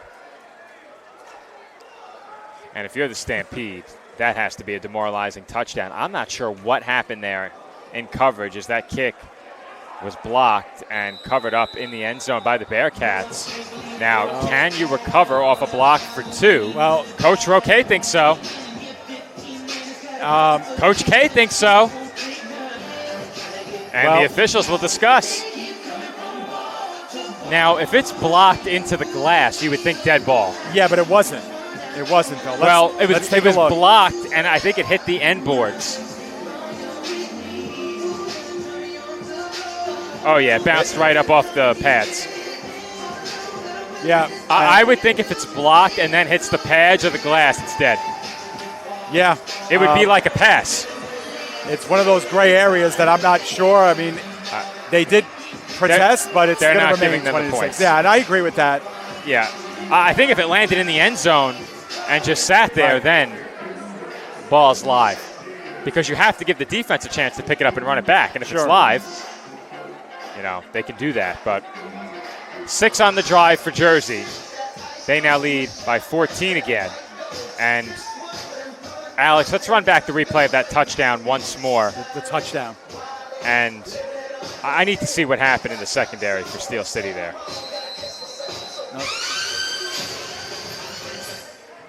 And we'll wait a moment as this kickoff skips off the hands of the return man. Bacon has to circle back and get it.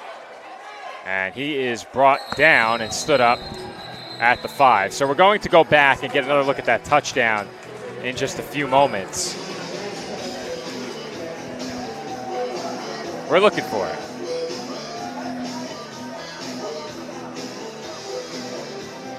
.7 on the clock as this drive begins. And it's going to be a lengthy look as we go back to the pre-snap occurrences here, but we'll get a look at it in a moment. And I don't know how good of a look we're going to get at the secondary, but if you look downfield for Steel City, it looked like they had 3 defensive backs lined up 1, 2, 3, each accounting for a third of the field. You see one near the top of the screen, far side, and nobody backs to the end zone. I see what happened. In the middle, Corbin came up on Manny Stewart. Yeah. And I would presume his responsibility is deep third middle, but if he takes that deep third middle, who's covering Stewart? Exactly, he walks in. Exactly. So he had his hands full on the right side of the field. There's nothing he can do there. Right. Yeah, it's hard. We don't have like a full-length field here to look at that breakdown, but I saw it. I was looking at Ward the entire way on that route, and he was wide open. Nobody even marked him. Steel City was running out of time there. Just got the snap off. Mojica has the catch over the middle. Might be wise just to go down, and he does. 7 seconds and counting. Let's see if they call a timeout here. They have them. They do now. They call it. 5.9, so this could be the final play of the game. And, that play does do well to put them in a better shot to take the shot. Now they reset the ball, and they did not get a playoff. So, Joe, they stopped it to set the ball down, but the Stampede did not call a timeout. They must not have had any. There's no way you don't call a timeout. Yeah, I don't know. I thought we were right with our calls. Apparently not. There is no way they did not call a timeout. But all right, we're going to go down in the field. Let's throw it to Cameron Williams with Coach Roque. Here, Coach AJ. Coach AJ, you guys up 20-6 at half. You guys have had a couple penalties that have lost you guys some possible points here. What are your thoughts on that, and how do you look to overcome that? Again, penalties hurt us again, right? We get an interception off a penalty, next play, touchdown, right? You got to limit these penalties, and they're simple mistakes. We got to make sure we're 5 yards, back for linebackers, so we're not, so it's not legal defense. 100%. Kyle Ward, huge touchdown, one-handed grab at the end of the play. What are your thoughts on that, Coach? Wow, that catch was phenomenal. Like, that was wow. That's wow.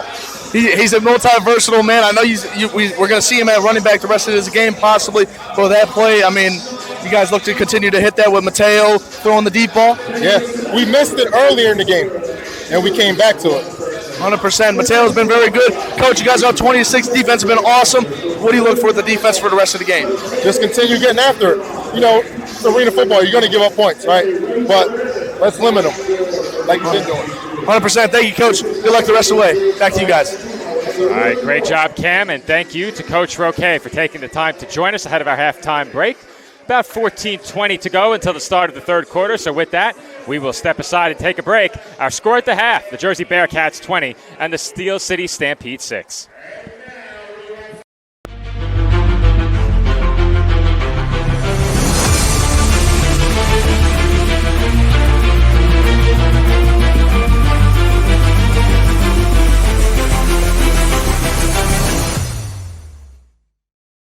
Burgers are better at the Brownstone in Metuchen. My weekend starts with the Brownstone burger, topped with cheddar, barbecue sauce, and a fried egg. Give me the Hawaiian burger. I love the Canadian bacon and sweet pineapple. How do you like your salads? Shrimp, chicken, beef? Stop in and see why families are eating good at the Brownstone in Metuchen. We'll meet you at the Brownstone. We'll meet you at the Brownstone. Jersey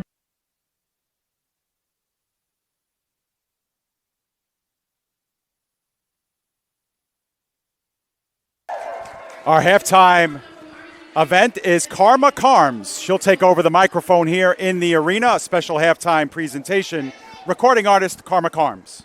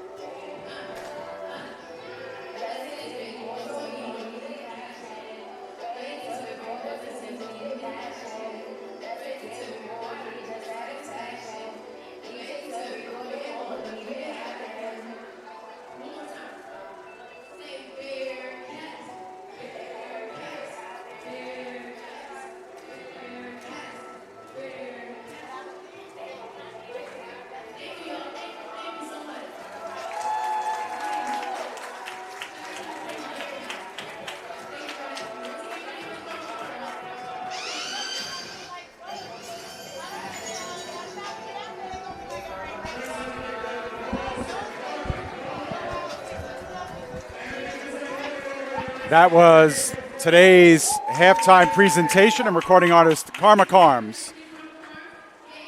We are going to throw it to break once again. When we come back, we'll have second half action right here live from Warenanko.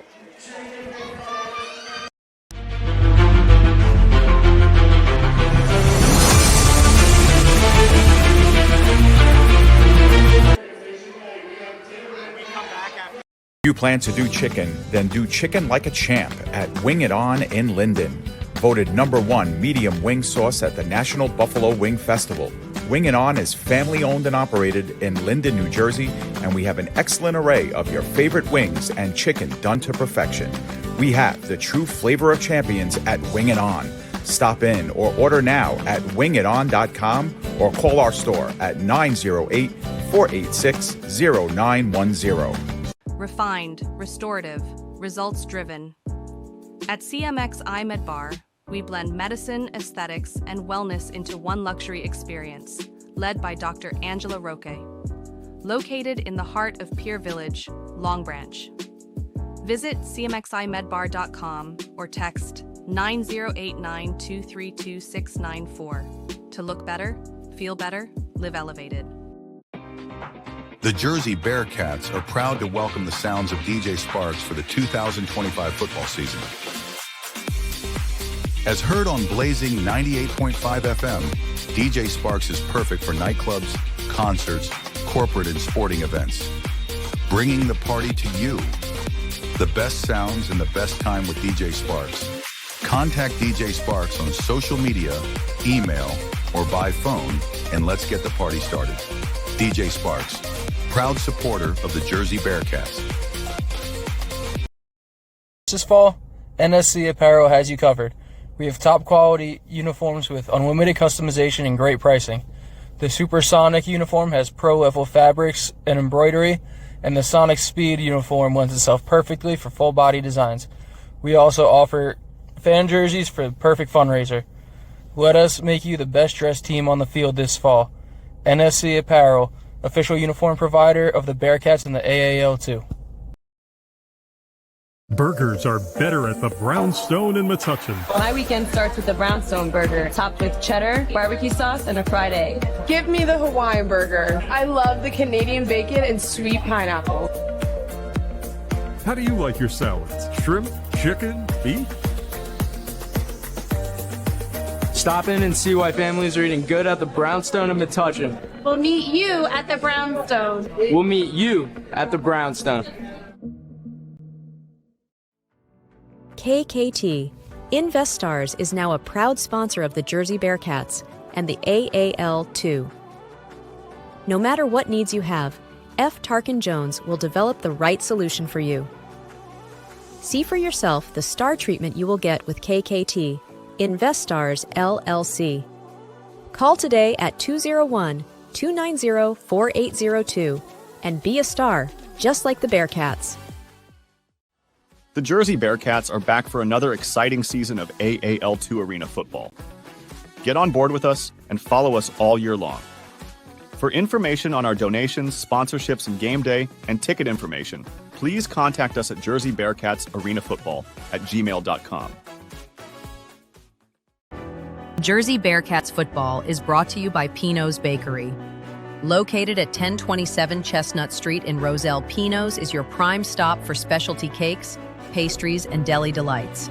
Always fresh and made to order, our family-owned shop prides itself on bringing our kitchen into your homes and your heart. Pino's is where family, tradition, and goodness are a daily thing. Visit us at 1027 Chestnut Street in Roselle or online at pinosbakery.net. Thank you to our friends at Pino's Bakery. While we have a break in the action, the Jersey Bearcats would like to thank the Union Junior ROTC and the U.S. Army ROTC for their support of the Bearcats in AAL2 football.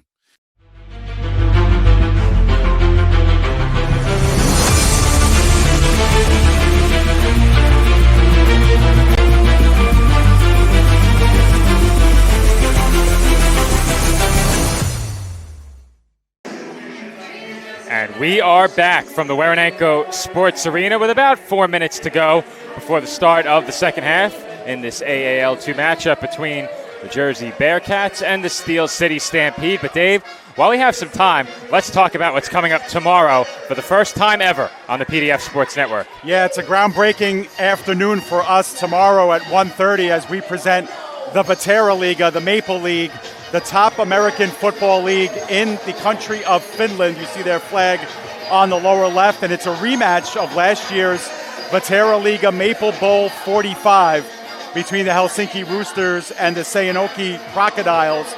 Joe, the games in the Vetera Liga get played on Thursdays, Fridays, Saturdays. So many of the games have been played. We'll get this marquee matchup tomorrow between two perennial favorites. The preseason coaches poll has come out. These two teams are in the top four, expected to go on and play in the playoffs. And there's just a lot of excitement heading into this rendition of European football on PDF. And with that, Dave, I think Cameron's waiting for us down on field level. We have our Lady Bearcat Spotlight coming up with about 3 minutes to go before the second half. So with that, we'll throw it down to Cam Williams.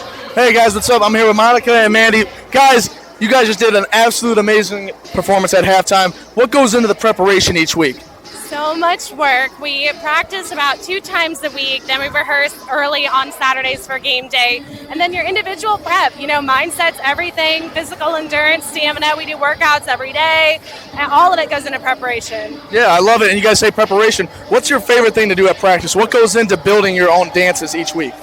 Oh gosh, it's a lot in practice. We just have a blast during practice. We're just feeding off of each other's energy, and we just bring amazing routines. We have amazing captains and directors that are behind the scenes with everything, so they create absolutely amazing routines for us to perform. 100%. And what's your favorite part about being a Lady Bearcat?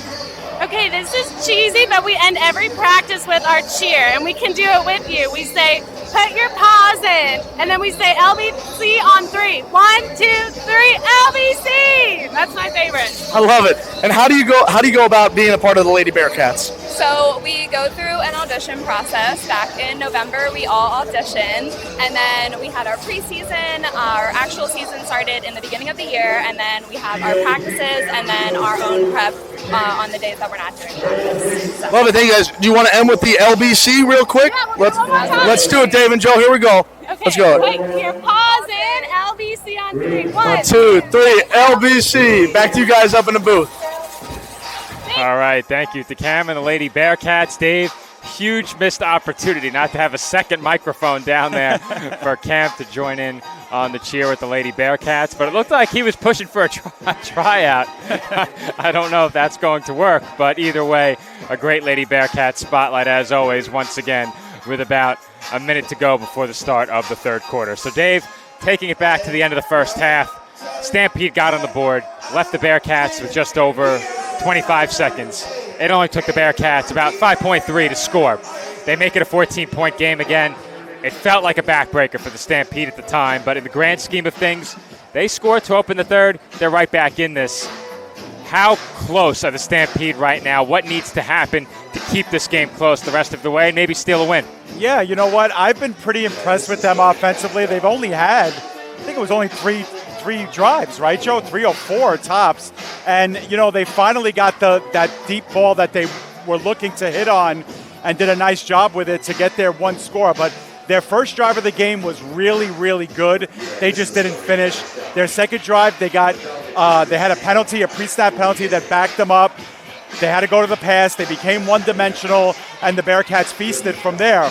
But I'll tell you what, if they can eliminate the penalties, and, they had a couple of drops in that half as well, they could get themselves right back in this game. Now, at some point, they have to slow down the Bearcats' offense. Now, they were able to hold them to a 4-and-out in a goal-to-go situation, which was the highlight of what they did defensively. But other than that, the Bearcats were able to do pretty much what they wanted to do.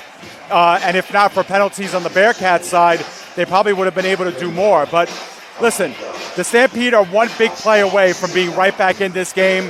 And we'll have to see. They don't have any excuse because they get the ball first.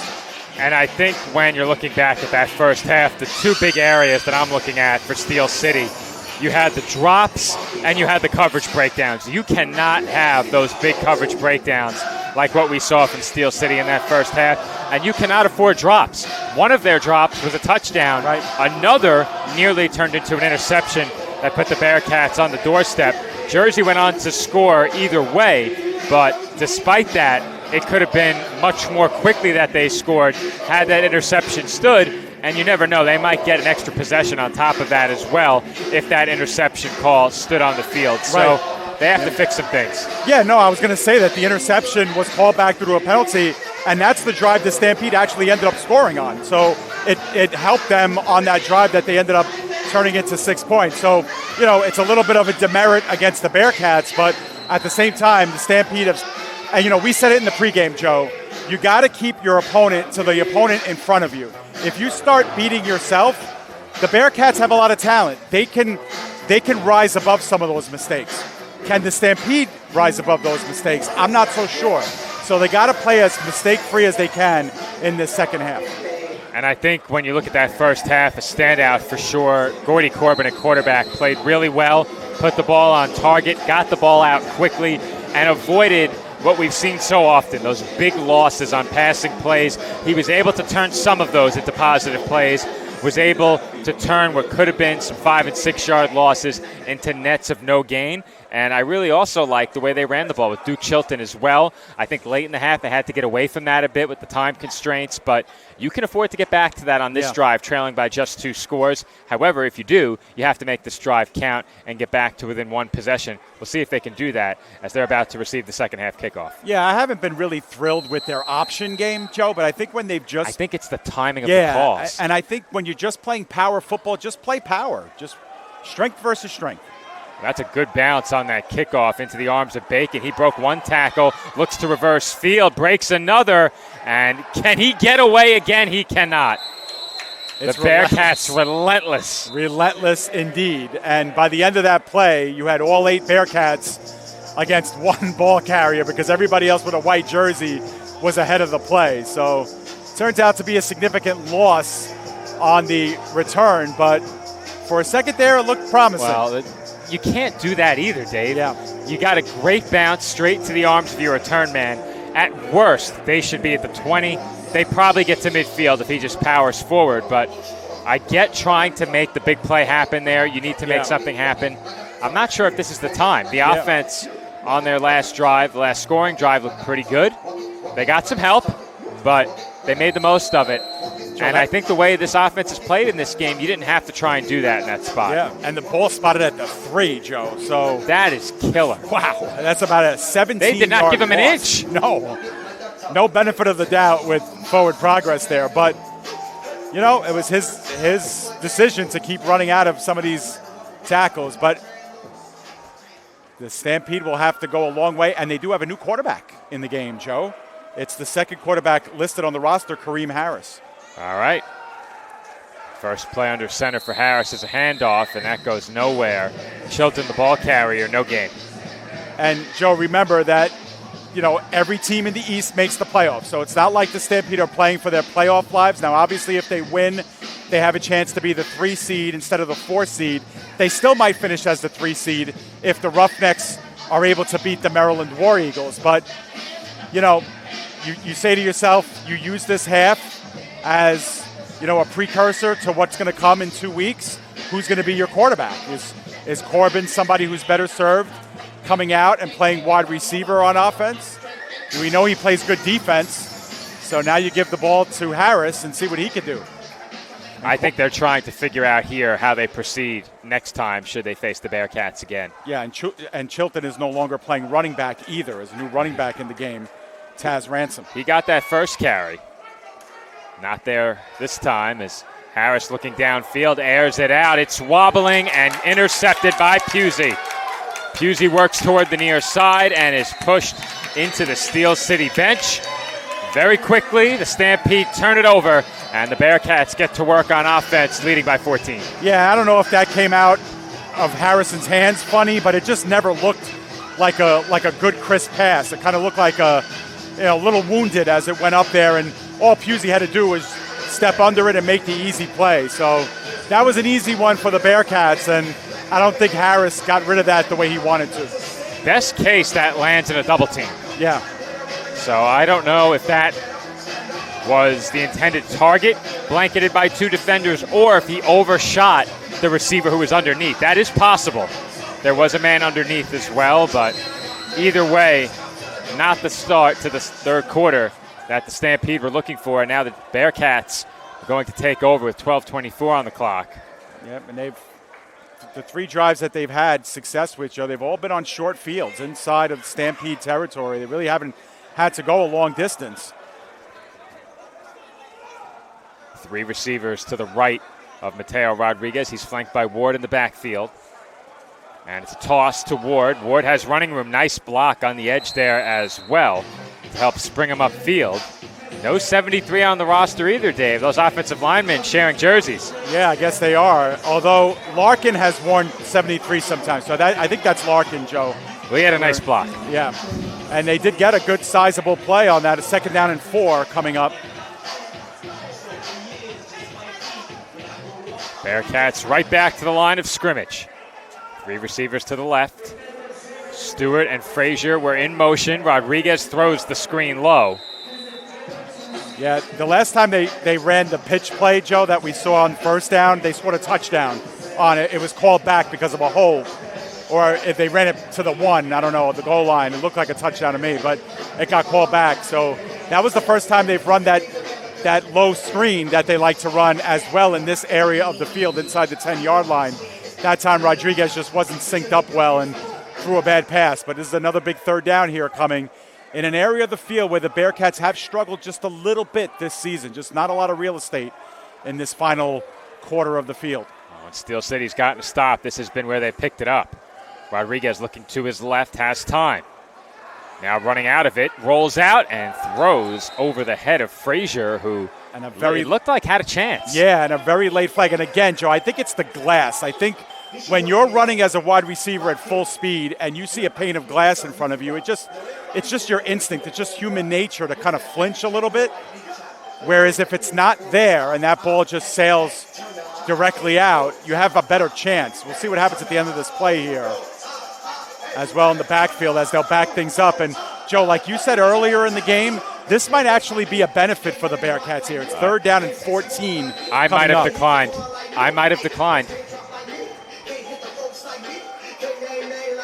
3rd and 14.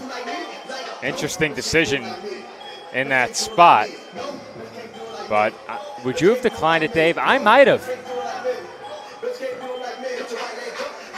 3rd down. 3rd and 14. Got a balloon on the field, Joe. Helium balloon hanging out. Rodriguez, another nice pocket, throws downfield. He's intercepted. Bacon has it with blockers ahead. And Rodriguez makes the tackle. Nicely done by the Bearcats quarterback, who then is on the receiving end of a personal foul. And I don't know what you're doing there. If you're Bacon, I don't know what was said. You never know what was said. But this is going to back this one all the way up and probably put Steel City inside their own 5. Yeah, it does. Now, Rodriguez is flexing after this play. I don't know why. He threw the ball right to Bacon. Now, he didn't see him. It's that clear. He didn't see him. And you could see Rodriguez fronting on Bacon, forcing him to take a penalty that'll back this thing up. But, Rodriguez could also get called for a taunting penalty here, Joe, as well. He's not going to. But let's go back and watch that one more time, Alex, if you don't mind. And we'll just see if we could see what Rodriguez saw here. He never sees Bacon. He throws it right into him. It just looks like he didn't see him. And Bacon checked over his shoulder. Even that slight hesitation can cost you. Right. Now, let's see here. I think because he was so surprised. Look at Rodriguez standing over him. Yeah. Okay. So he could have got called for a taunt there. The play was well over.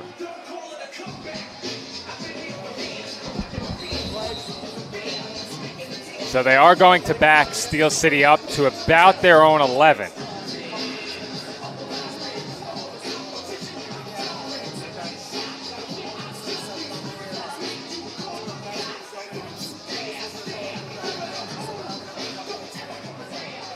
.9:19 to go, third quarter. And a big stop from the Steel City defense gets them the ball back. trailing by 14. Harris looks left, throws complete, and immediately cut down on the play was Weidman. Give him about 5.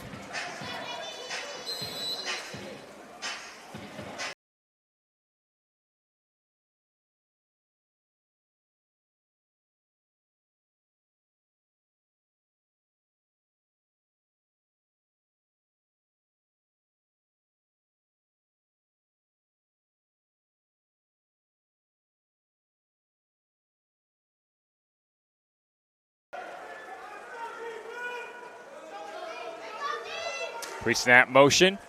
Harris looks right, gets it out quickly, complete. Sel Johnson, no gain.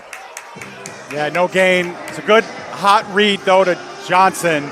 Last time they hit that in stride, he was able to cut it up into the center of the field and was able to cut it up for some yards. But that time, the Bearcats were camped out and ready for him. So it'll be 3rd down and the same distance, 3rd and 5. Harris doing a good job getting the ball out quickly there, but you see there on that short pass, the Bearcats defensive backs a bit tighter to the line of scrimmage now.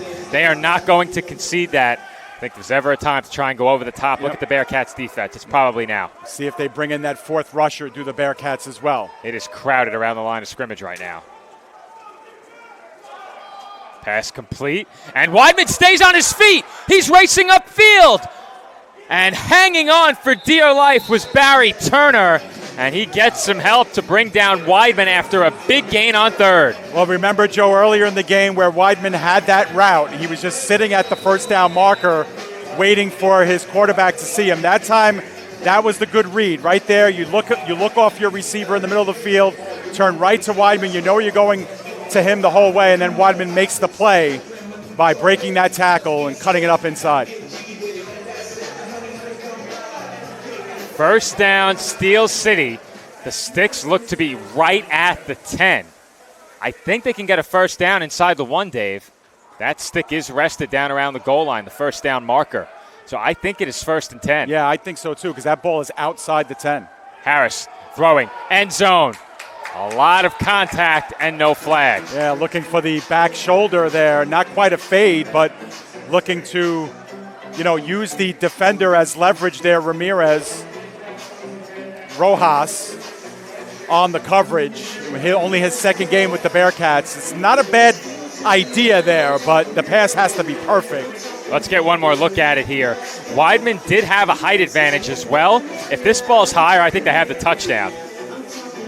He's got a distinct size advantage.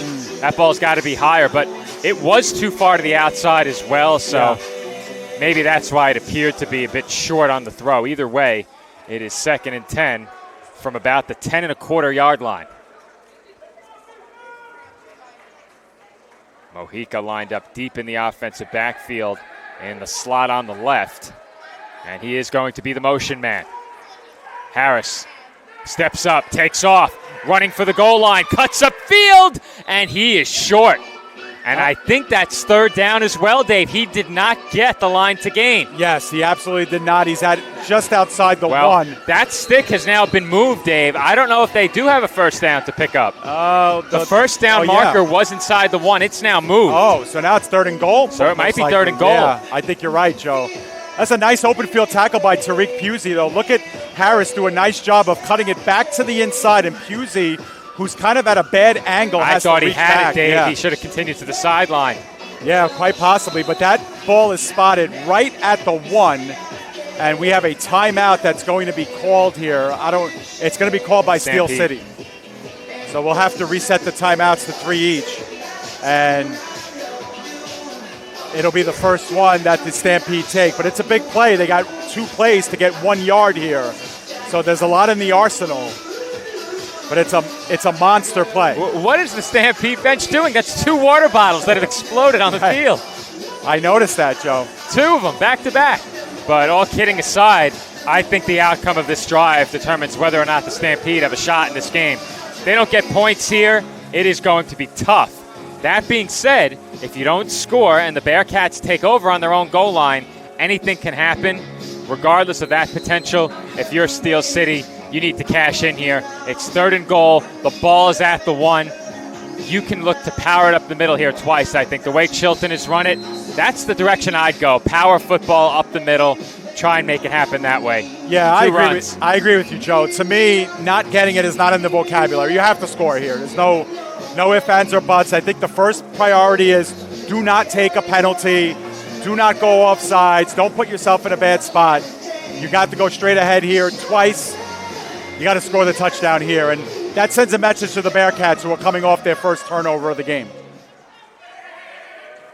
5:13 to go, and they were going to do it, Dave. They were, and they were in position for a potential quarterback keeper. Maybe, and they were lined up in the I formation for the first time in the game, where they had a fullback. I like it. Yeah, they had a fullback, Gibson, and I like that because what you're daring them to do is go strength versus strength. You're not looking for, the run-pass option. You're not looking for the delay. Just pound it up the middle. Dare their guys to be stronger than yours. And listen, when the Stampede have played that ground and pound ball, they haven't been excellent, but they've gotten their 2 and 3 yards on their carries. Go back to that, score this touchdown, and send the message to the Bearcats if you can. The creative in me comes out strong eye with the fullback to the left. You fake the handoff to the fullback and toss it. I think you'd catch him off guard if you did that. You come out, line up in the eye, motion your fullback to the left, fake the handoff there and toss it. Maybe you save that for 4th down. I'd go up the middle on 3rd. I would save the toss for 4th down. Yeah, I was going to say, you do have 2 Call downs. 2 plays here. Yeah, you do have 2 downs, right. And I was going to say Call that two as well. plays here. You have the timeout. I'm going power football, running it. I like that I form call. Maybe you quarterback sneak it. Maybe you hand it off to the fullback. If I don't get it, I line up in the eye. I motion the fullback out to the left if you're on the left hash, and then I toss it to the running back. All right, let's see. In the other direction, not in the direction of the fullback, the other way. Well, let's see if they're thinking on the same speed. Now, the Bearcats looked at the I formation and said to themselves they want a timeout. They want to discuss this formation. They haven't seen it before. And, why not? You're up by 14. You know they have 2 plays to score. Make sure you got the right defense called here. A pivotal series of 2 plays coming up here, maybe 1 if the Stampede can punch it in. Looks like they go out of the ace or the pro set here, Joe. This is a split back, single back formation. This is the kind of look you give when you're looking to push the quarterback into the end zone. Let's see what they do. It's a handoff, Chilton, and he didn't get it. No, he did not. Oh, Dave. That is so tough. You have to take that handoff and then get moving laterally. Yeah, and again, I was going to say that's an off-tackle run, off-tackle left to the short side of the defense as well. So there's less real estate there to begin with, Joe. So they ran it to the short side. Yeah, if you're going to go wide, if you're going to go off-tackle, now I realize that Ramirez is on the other side, and he's been just blowing things up tonight, but I don't know if that's the right call. They didn't hold the block. They had it if it was blocked well. They had it. Well, here it is, 4th and goal now. Now you're down to that 1 play. They come back out, and look how they are about to tush push it's it, Dave. Tush push, it looks like. Yeah. That's really tough against this Bearcats defense. Do they have enough? Touchdown! They got it. Woo. A gutsy call there by Steel City. They showed their hand pre-snap, made no mystery about what they were about to do, and we have an injured Bearcat at the bottom of the pile. Well, you know what? I say it in the NFL all the time, Joe. People hate that call or whatever, but look, they're telling you what they're going to do. They're telegraphing it, they're letting you know, and they're saying, I dare you to beat me. I'm talking about the Eagles, and you know what? Nobody beats them. So, I don't agree with, banning that call or whatever, and the Stampede have shown that it holds up in the arena game as well. We knew what was coming. I do not agree with the ban either, for what it's worth. No, I don't agree with it.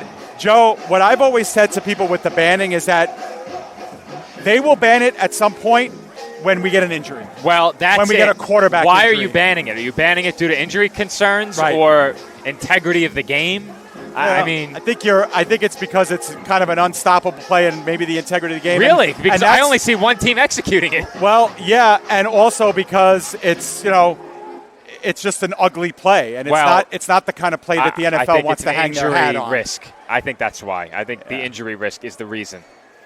Well, it's not banned, so until a quarterback gets hurt, and that's what I always say, until a quarterback snaps their leg or breaks their tibia in half, that play is gonna stand the test of time in the NFL, and we'll see what happens. Now, do we have the timeout here, Joe? I'm not quite sure. Well, following Dave's anatomy lesson talking about broken bones, we have our break in the action here in the third quarter, and we have champions running onto the field participating in our timeout contest coming up shortly. But champions deserve championship rings, and Zolnier championship rings are the official ring provider of the Jersey Bearcats in the AAL2. See the incredible selection and touch of class at Zolnier.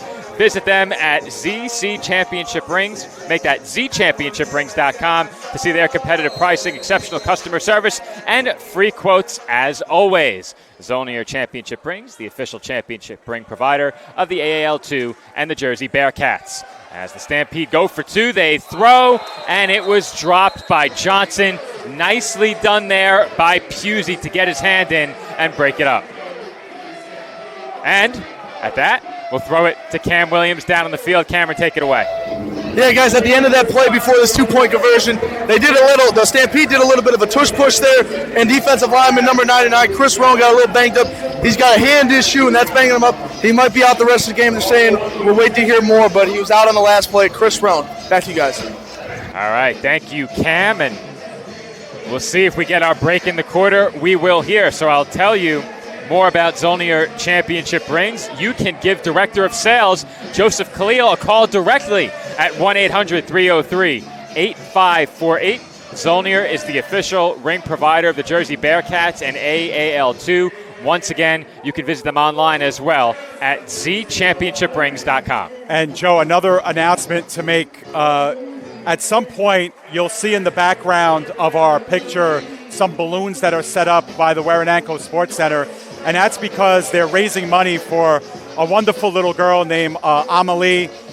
She's here. You know, Amelie is battling cancer, and they're raising money for her. You can donate yourself by donating to csn.org/Amelie.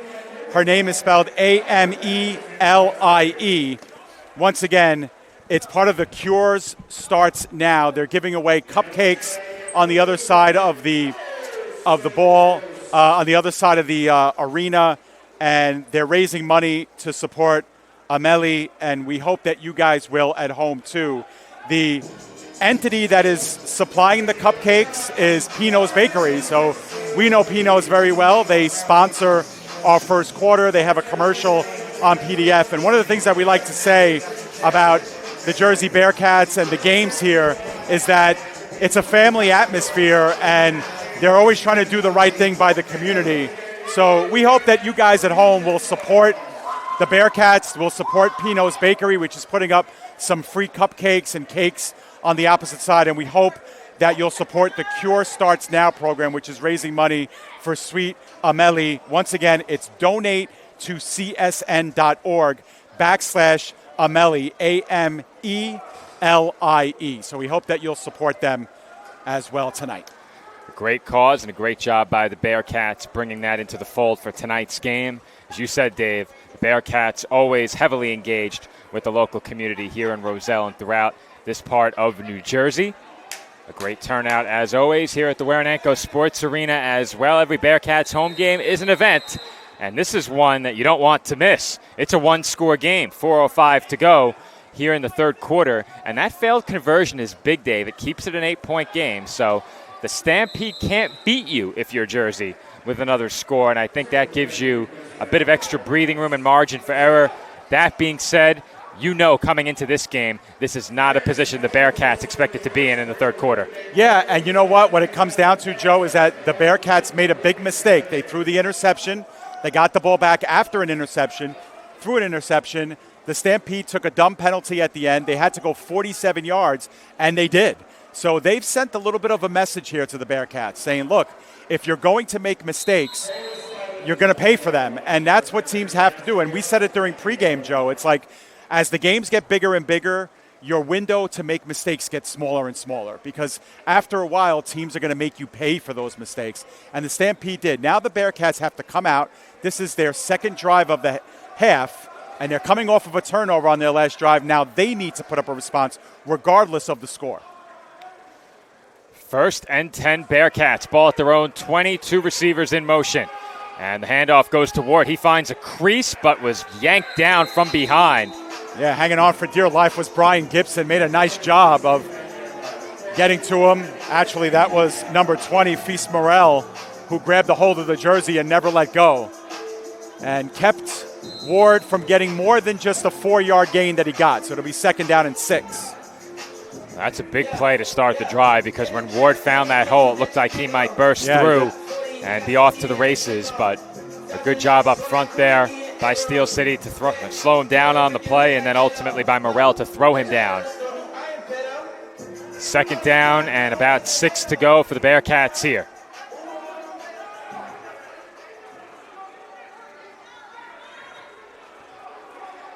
I'm looking for the 4th receiver. I feel like they're missing a player, Dave. Am I missing somebody? No. I see 3 receivers, 3 linemen, and no running back. As it looks like we may have a fumble on the play. The Stampede think they have it, and they do. Wow. Steel City recovers the fumble. Dave, I was trying to count the number of Bearcats. I thought they had 7 on the play. There were 8. I counted them after you said it. I just couldn't. I didn't know where the 4th receiver was. Where was he? Oh, it was Ward. Yeah, coming in, who actually got the handoff. Where was the 4th receiver? Go back, Alex. Yeah, we'll watch it one more time.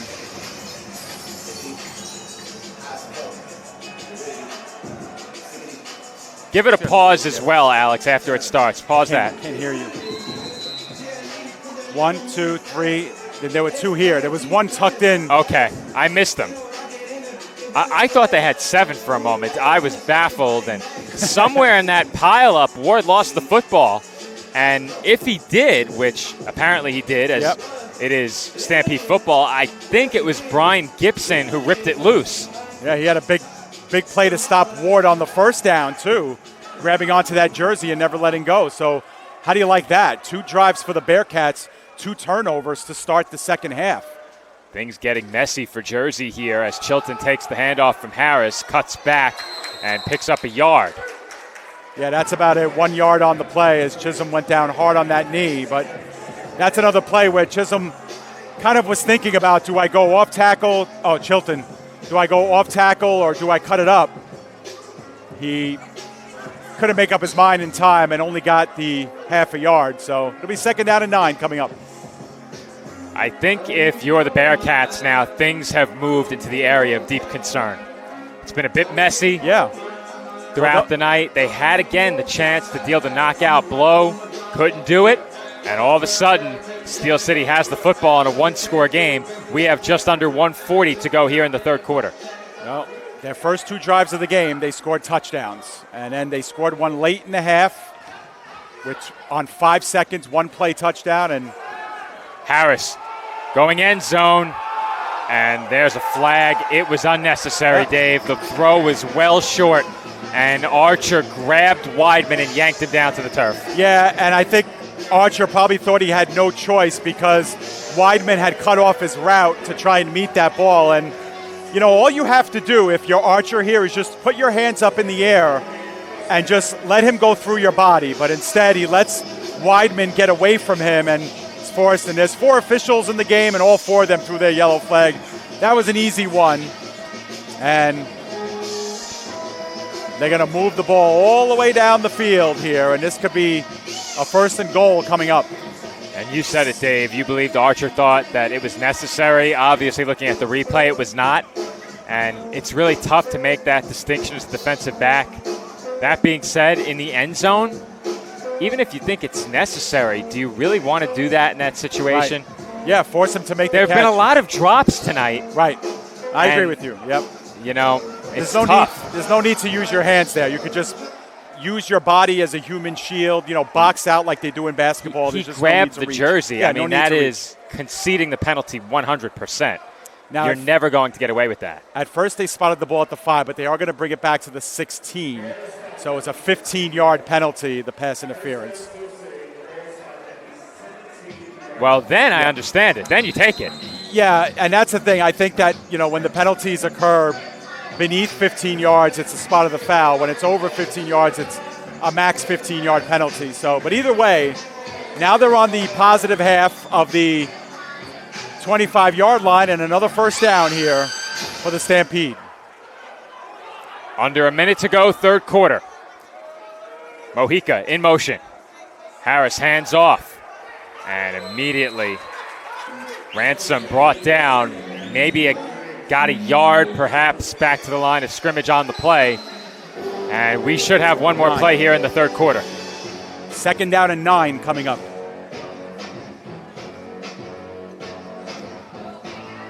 Final play of the third here.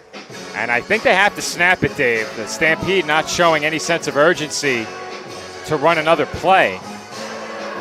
And I think they have to run a play. They like do. You said, They wanted Corbin in the game. Right. They have about 14 seconds. They better hurry. Well, they got to run up to the line here and snap, do something here. They're going to have to call timeout, Dave.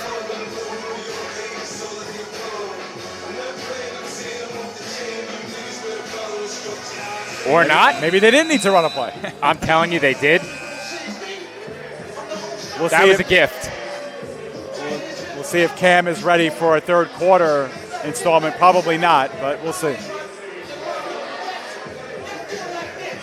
That is indeed the end of the third quarter. And Cam Williams heads back out onto the field. We will throw it down his way as we send it to the fourth. Yeah, thank you guys. 20-12 here. Bearcats are up. There's still been a lot of discrepancies in the play calling. The Bearcats are having trouble kind of stopping the play now from the Stampede and haven't been able to find consistent offensive scoring for them. They need to air the ball out more. They need to get the run game better with Kyle Ward up the middle. They're kind of missing out on Nas Adams right now, but more on Chris Roan here. He should be returning this quarter, he believes, by the second half of this quarter. Still dealing with that little arm issue and hand issue, but other than that, he is not ruled out of this game so far.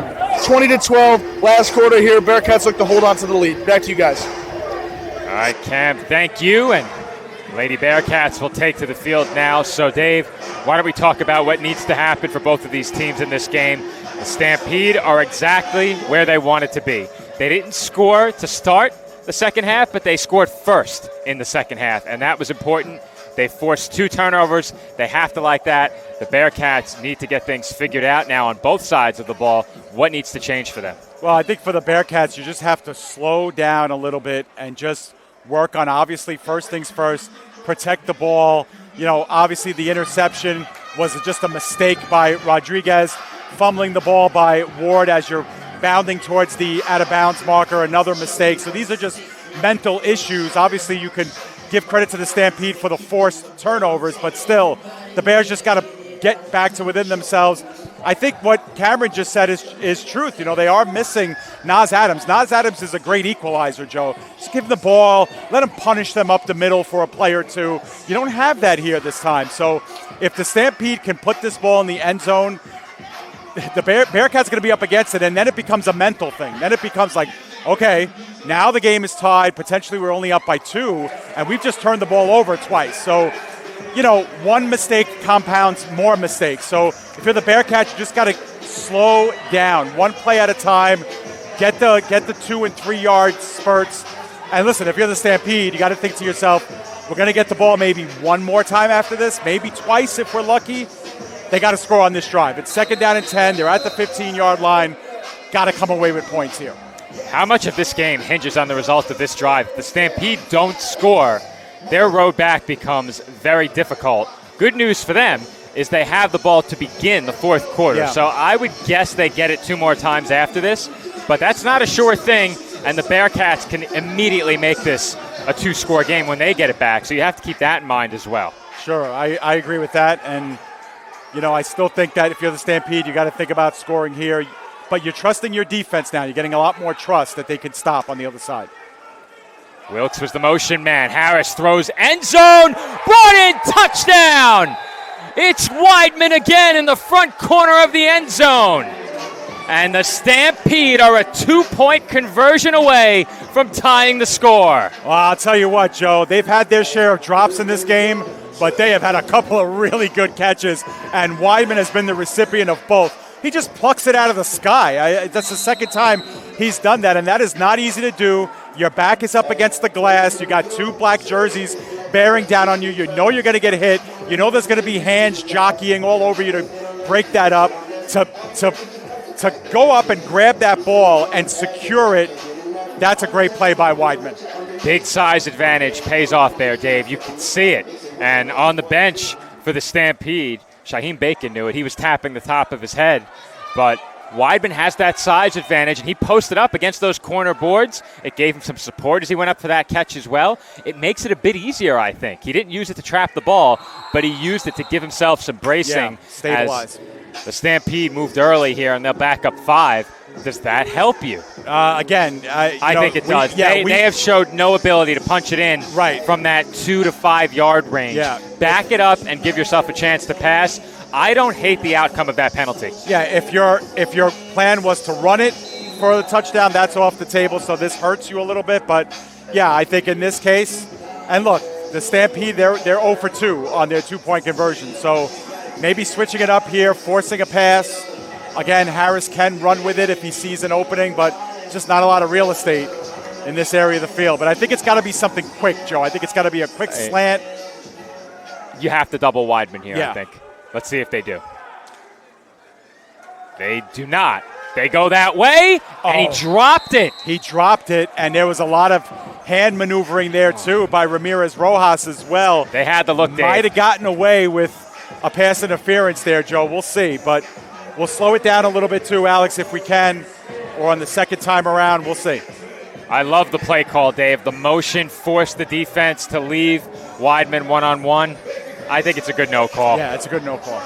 And they got the exact look they wanted. It actually surprised me that they threw Weidman a line drive there. Didn't give him a chance to go up and get it. I think that might have taken him by surprise because the ball hit him right on the inside of the biceps. Yeah. No, 100%. And I think that's one obviously you'd like to have. You'd like to be, falling down as you make that play, see it through to your chest. But it was coming in a little hot. It was a bit of a screamer and not to be. So indeed it still remains. That was a great touchdown, but it didn't mean much unless you're able to make the 2-point conversion. And, this is where we talk about it all the time, Joe. Special teams and the ability to have a kicker is a big difference. Right now, Anthony Starego on the 2 extra points is the difference right now in this game. Both teams have scored 3 touchdowns, and the Bearcats have the 2 extra points, and the Stampede are 0 for 3 in that category now. That's a great point you make. We talk about the importance of special teams all the time. The sheer presence of a kicker changes a game. Absolutely. And as you said, right now it's the difference. Yeah. And but again, the pressure's on here if you're the Bearcats. And it's one thing if you miss them, but it's another thing if it's not even an option. And it's not even an option for the Stampede in this one. And not a great kick there by Steel City, but perhaps given the plus territory that we've seen the Bearcats get multiple times, I think that was probably intentional. Yeah, that's the second time they kicked one out of bounds. Joe, the first time was in the bench, the Jersey bench to start things off. And you know what? I think it's a sound decision because the Bearcats on their 3 scoring drives had the ball on the plus side of the 25 each time. So they haven't been able to drive the length of the field, believe it or not, have the Bearcats. And we're not used to saying that. Well, they start here at the 20. They have enough room to throw downfield if they want. And we know the identity of this team. We've seen it time and time again. That's their bread and butter. You have to think they go to it on the first play of this drive. Try and seize control of this game back. Maybe, maybe not. We'll see. I still think that they need to just get a good 3 to 5 yard run here or a quick throw in the flat. The Stampede have been playing really off the ball here. See what they decide to do. I think they're going downfield, but we'll see. It wouldn't surprise me. Remember their identity. And I like that play call, but a flag comes out. Now, they feigned going downfield and then sat the receiver down. I really like that play call by Coach Roque there, but we'll see if it stands. Yeah, you have 3 defensive backs who are all backpedaling as Rodriguez is getting rid of that football, and that's what you want. They were sold like I was, and I would have been backpedaling if I saw the receiver screaming up the field like that. I really like that play call. Get a good completion, pick up a nice chunk. The penalty might add to it here, or perhaps give Jersey an automatic first down. We'll see. Well, I think it was against the Stampede, and they're talking about the result of the play or not.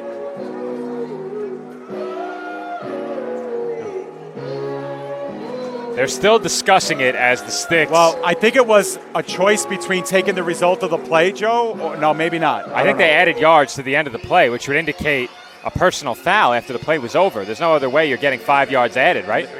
Well, it was a 5-yard addition. They're going further than 5. No. Oh, just 5 the yards first down marker. after the result of the I play. thought they were bringing both. So it's a first maybe down. an illegal hands to the face, but that would be an automatic first down. Maybe. What adds 5 to the end of that play? Maybe an inadvertent face mask, maybe? But that would be more than 5, wouldn't it? Well, I don't know if the AAL has the inadvertent kind and the personal foul kind. All right, either way, it's a first down. Jersey will take it. 2 receivers in motion. Rodriguez looking. Good pocket. Throws out of bounds. Yeah, he threw it away. Heads up in the stands. Souvenir time. Yeah, that time, again, the Stampede left Hezekiah Frazier open in the kind of the low flat on the far side of your screen. He was just kind of hanging out 3 or 4 yards up the field, and Rodriguez just thought the wiser, just get rid of the football there.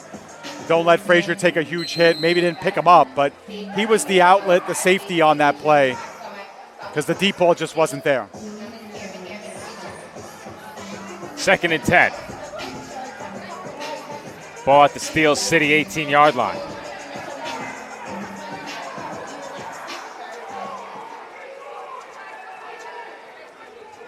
One receiver in motion. Handoff Ward looking for running room. Won't find any. And he nearly got away, but a good job to stay with him and complete the tackle. And we're going to see that one again too, Joe. We'll try to see it in slow motion perhaps. But that was a little bit of a funky delivery there, or a handoff. I don't know if we'll see it because we might have gotten screened by the speaker here. But yeah, that was kind of behind Ward a little bit. And it goes for about a 1-yard loss, so it'll be 3rd down and 11. 3rd down, 11 to go. 10 minutes remaining in the 4th quarter. It's a really big drive for Jersey. 2 receivers in motion. Rodriguez looking downfield, throws, end zone, high, off the glass, and incomplete. Can't do that as much as the Stampede would have liked to. Absolutely. Bacon was like, look what I found. Can I do anything with it? He looked right at the official and was like, can I do something? And the official was like, nope, you cannot. But it'll be a 4th down and 11. And this is a big, big play here for both sides. You got a Bearcats team that's 0 for 2 in this half on offense. And if they don't convert here, the clock will stop with plenty of time in this game. And for the Stampede, man, this would be a big swell. They gave up 2 touchdowns on the first 2 drives of the game for the Bearcats. And since then, they only gave up the 1 touchdown. And I think over the last 4 or 5 drives. And huge, huge play here. 4th down Bearcats. Once again, 2 receivers in motion. Rodriguez pumps, rolls right, running out of time. And he takes a hit, but won't get nearly enough for the first down. And Dave, the Stampede defense has really stepped it up here in the second half. Yes, they have. And I think what really helps there, Joe, is that you bring no added pressure. So you have 5 guys in the defensive backfield all matched up. And then so Rodriguez knows that, and he says, look, I have an opportunity here to take off and run. There is a spy about 10, 15 yards down the field, but coming up and making a beautiful open field tackle was Brian Gibson. He gets full flowers for that great tackle, gives the ball back to the Stampede, and wouldn't you know it, Joe, 8:49 to go, down by only 2. The Stampede are, not only are they breathing, but they have new life and they have full momentum going into this drive. And they have a timeout to talk things over before they get things started, as we've reached our 4th quarter timeout. And it's just about time to think about where we are going to eat after the game. And we know where the lucky winners of this game are going. It's Applebee's of Linden. And Applebee's of Linden is sponsoring a free dinner for 2 for every Jersey Bearcats home game this season. And with amazing drink specials and delicious food, it's where we all should be headed after the game. Make sure to visit our friends at Applebee's of Linden, located at 671 West Edgar Road in Linden. With eat-in, car side to go, and delivery options, we've got the food covered. Visit Applebee's and tell them the Jersey Bearcats sent you. It's potato sack race time, Joe. Should I try my hand at sack race play-by-play? Now, I see 4 potato sacks and only 3 contestants. I only want you to do it if you're going to be like Kevin Harlan and explain every single thing that's happening. Every little time. detail. So you're saying I need to go into So it's radio like mode. John Burgos, he's going over he's trying to get a contestant. He takes off the padding. He's trying to get that door open, Joe. They're having some problems. Take it away, Dave. I just can't do it. He's just too talented for me. The door is locked. Time is running out. The door is locked. Karma Carm. I have dinner reservations at Applebee's of Linden. We got to get moving. Now, if they get Karma Carm to do the potato sack race, I'm going to be very impressed with John Burgos. It looks like that's where we're headed. Yes, she is the third contestant, Joe. Fourth now. Oh, fourth. Okay. Yes, I didn't see the third one there. But I'll tell you what, Joe, we should give a shout out to the Bearcats and Jermaine Sanders and John Burgos, who do all these entertainments during timeouts and stuff, get the crowd involved. The Bearcats also have a theme night for each game. Tonight's theme night was Greek night, fraternities and sororities, and we had a discounted tickets for anybody who showed up in their Greek attire. So there's always something going on here in Roselle. The Bearcats, of course, franchises like theirs survive on ticket sales, and so we really want you to come out and support the Bearcats. We love it when you're tuned into us, obviously, and watching us here, but if you're in the area, please come out, support these young men, support the Lady Bearcats as well. Joe, I learned something on Bearcats Blitz, one of our shows that we do on PDF as well, that one of the Lady Bearcats is now working with the Boston Celtics on their dance team. Very nice. So just terrific. Got her start here with the Jersey Bearcats and the Lady Bearcats team. So what a great story that is.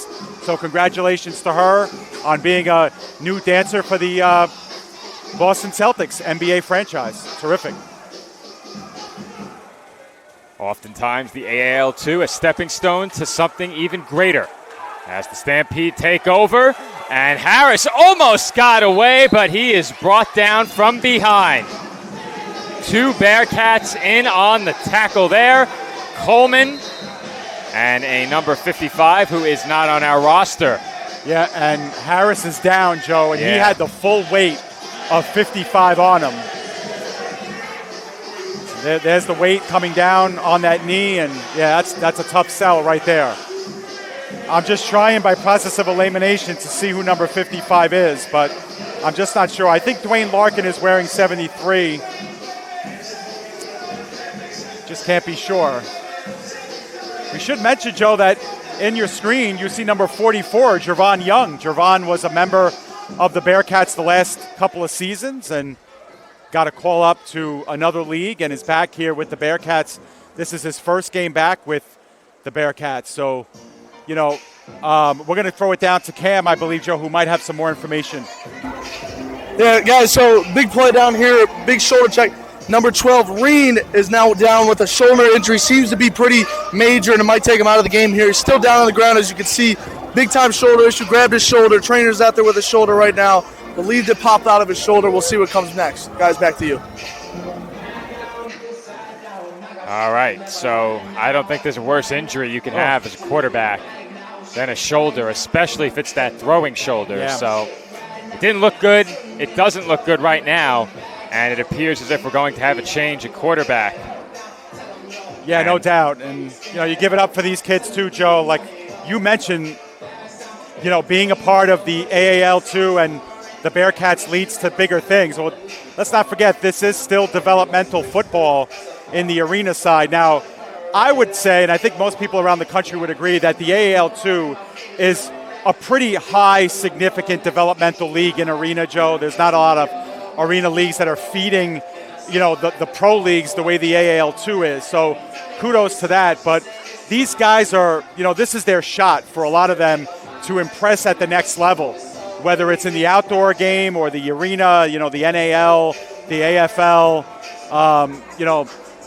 any of the paid leagues, the ENTFLA that's going to debut next month as well. So a lot of these guys, this is just one big, giant tryout for them for paid leagues. So whenever you see a kid go down with an injury like this, it's just, it's tough to see. And we wish, Kareem the best there as he's still on the ground here. And not only do we hate to see it happen, but it happened while he was playing really well. Things got off to a shaky start, threw an interception on his first drive in the game. Ball came out of his hand a bit awkwardly. That pass was picked. But since then, he's really put together a couple of nice drives for this Stampede offense. And they have the ball trailing by just 2 with plenty of time left. Yeah. So this game very well within reach for Steel City. We don't have any updates from the other game, but they could be looking at the potential to avoid facing this Jersey team again in a couple of weeks. Yeah, and Joe, like if the Stampede win this game, not only could they earn themselves the 3rd seed, but it really puts the East, truly up for grabs. You would at that point, if the Stampede come back and win, at that point you would have had the Bearcats losing to the 3rd place team and the 4th place team this season, including one of those losses in their own arena, and they were 45 seconds away from losing that game against the Roughnecks as well. They had to score in the final 30 seconds to win that game after being down by 1 in the 4th. So, the East is wide open right now as far as I could tell, and this is not the same Stampede team that lost 33-0 a few weeks ago.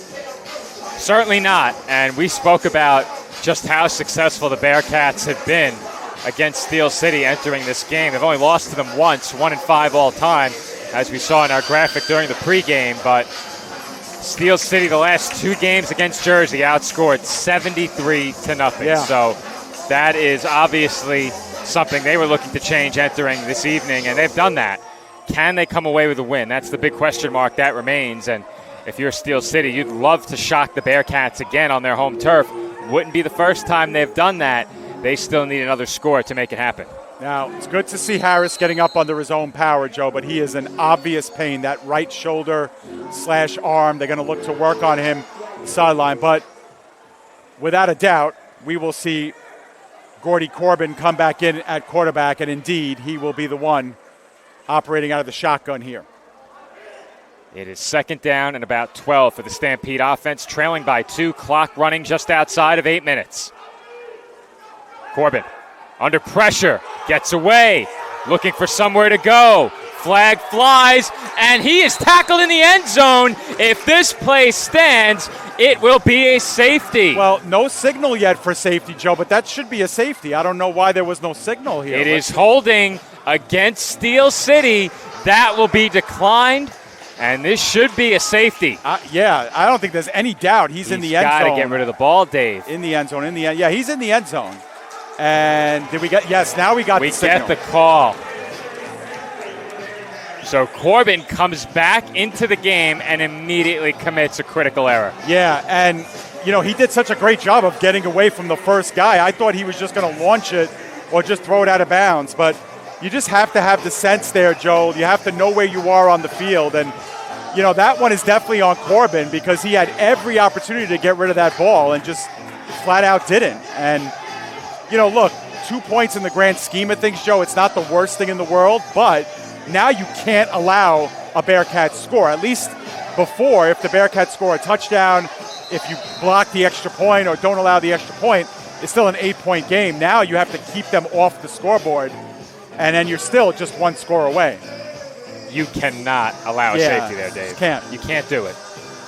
And you kind of feel bad for Corbin because he got thrust into that position, but as a quarterback who obviously played a whole half of football today, you got to know better there. So that's on him, and he knows that he's played a really good game. Otherwise, he's played defense as well and has been really sound there. But, yeah, that's a costly one, and you have to surrender the ball back to the Bearcats as well. So that one really hurts if you're Steel City. And now the Bearcats will get it back with 7.5 to go, leading by 4.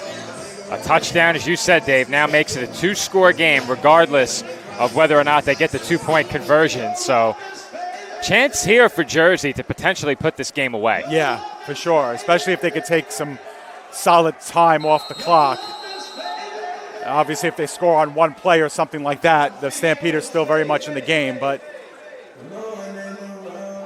first things first, they have to try and get a score in this half, as that one is drilled. Only about 10 or 15 yards upfield, Joe. Now, if it hits the pads and bounces, it's live? I don't know. I guess so, because we've seen this before where they called it dead as soon as it's hit. But it hit at about the 13-yard line and bounced towards the 17, and that ball spotted at the 16. So, to me, based on where it's spotted, that ball was live. Because if you can angle that to then bounce off a member of the return team, anything can happen. Yeah. It becomes a free-for-all at that point. But the Bearcats have it at the 16, as Dave mentioned, and a chance to make this a 2-score game, 6:50 to play.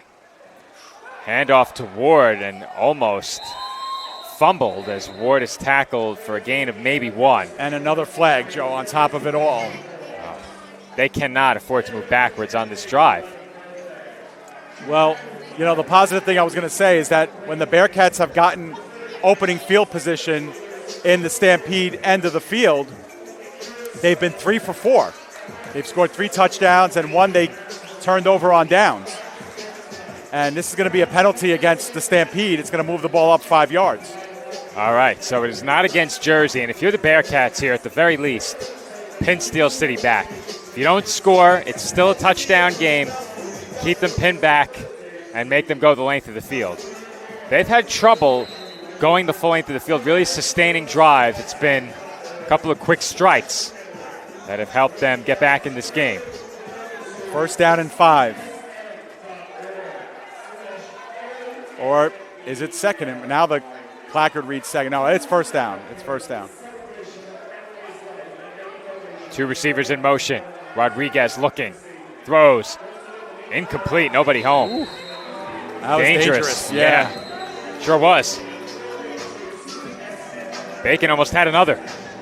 Yeah, and that one just was a misfire. I don't know if Rodriguez expected the receiver to go a little further down in his route, maybe a 7-yard curl instead of a 5-yard curl, but it's just put in a bad location. They're still talking about down and distance here, Dave. No, it's 2nd, and I saw the official try to correct the chain gang before and just couldn't sync up with him, but it is 2nd. At the end of that play, they put up the 2 sign. So all right. We are inside of 5 minutes to go now. 4:55 remaining. The Jersey lead is 4. It is 2nd and 5.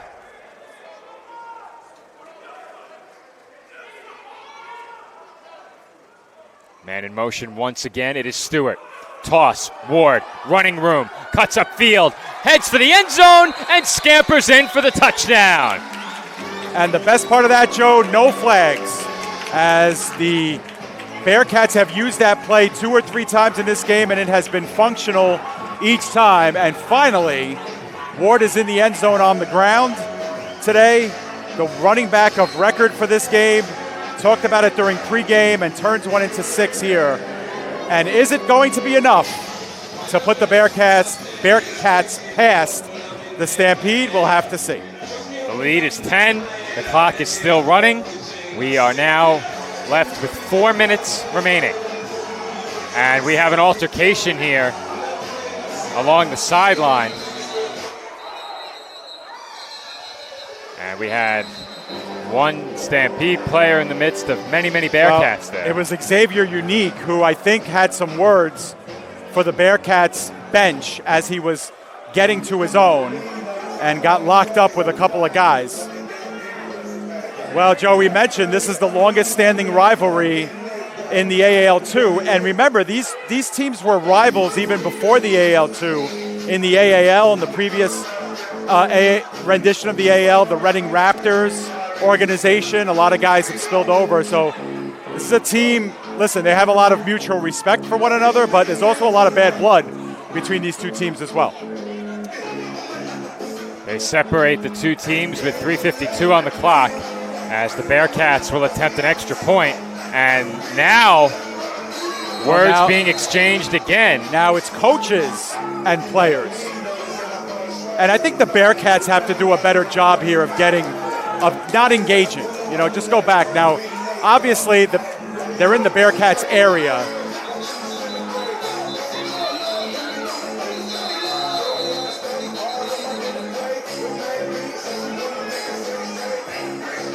Officials now getting in the middle of both teams.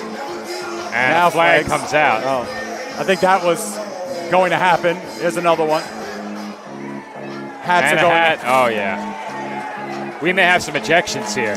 Possibly, and I don't know. I know. I thought at one point AJ Roque got ejected, but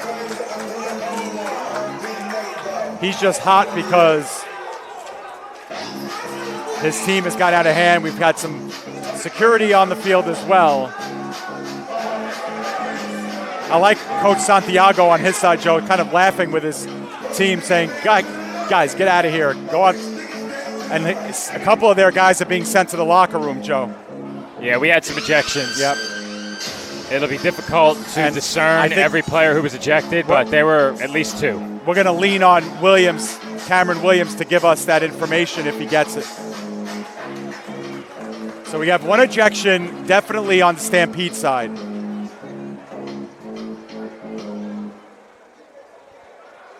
Well, there are some players returning now. Well, I think only 1 got ejected, and I think that was Xavier Unique. He was the one who started it all.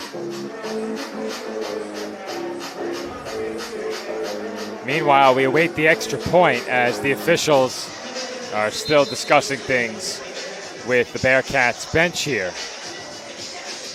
Well, whatever penalty yardage is assessed, it's going to be assessed on the kickoff, the result of the kickoff. Usually teams have a choice to take the penalty yardage here or to take it on the kickoff. Well, good luck to whoever has to decipher whether these are offsetting or what the net positive negative is for both sides. I think the Stampede got 1 extra one. They had 2 personal fouls this way for the Stampede, only 1 for the Bearcats. You figured that all out without the official microphone? Just on the hieroglyphics of the. All right, that's good work. The official. I was going to say by the guy with the white hat, but there is no white hat in this game. Starego. All right. Trying to make it 3 out of 4. And that kick is another line drive blocked and immediately whistled dead. So you cannot return a block kick. They didn't blow it dead before. Joe, the league rules as I know them and as I've read them is that you can. I just don't know if there's just not knowledge of it here. Just not sure. But in any event, Starego's 2 for 4 on extra point attempts. And it'll remain a 10-point game. So a 2-score game no matter how you cut it. The clock is stopped with 3:35 to go. And the Stampede, which has done some really great things from the middle part of the second quarter on, are going to need, I don't want to call it a miracle here, Joe, but they're going to need a quick score, a big stop or a turnover, and another one to win this game. The safety derailed the game, Dave. Yeah, it was tough. tough. Set the Bearcats up right in front of the end zone, and it just was a complete breakdown there. And it was unfortunate because Corbin came in not expecting to be in for that play. However, he did have plenty of time to get ready because, unfortunately, on the play prior, Harris ended up down for an extended period. He was down for a while. So they had a lot of time to get situated. 3:35 to go. Stampede will need a couple of scores. They will need them quickly. By our count, Steel City has 2 timeouts remaining.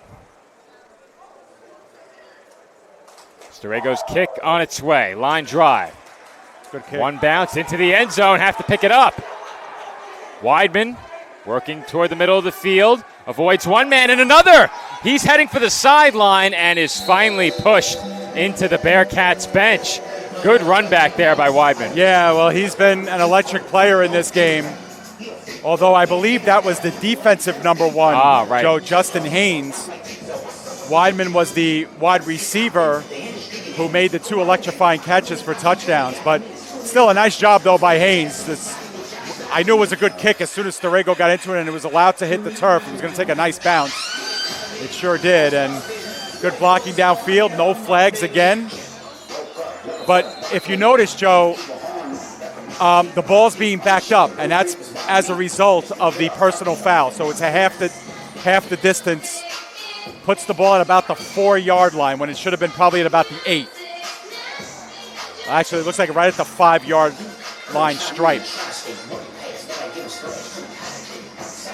All right, so the clock is running. We are inside of 2.5 minutes. Yeah.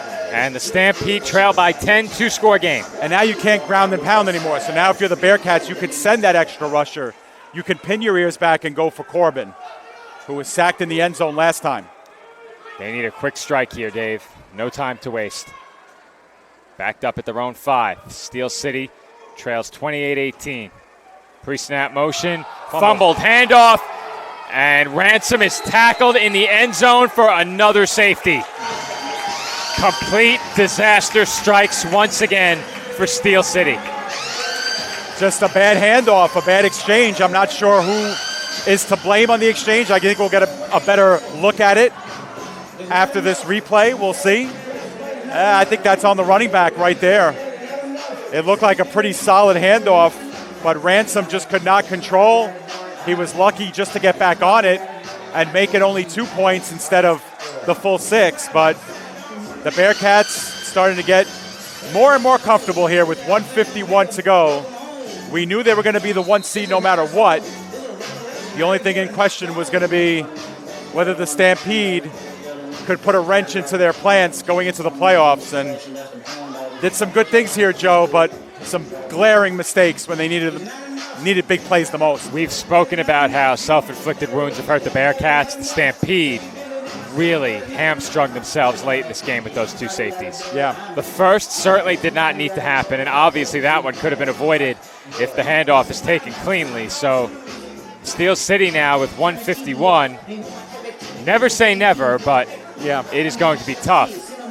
What was the deficit 2 years ago? I think it was 16, I think. Or no, maybe not. Maybe 3 scores. It might have been 21. Scores. Well, it was 20 with like 8 minutes left or 6 minutes left, something like that.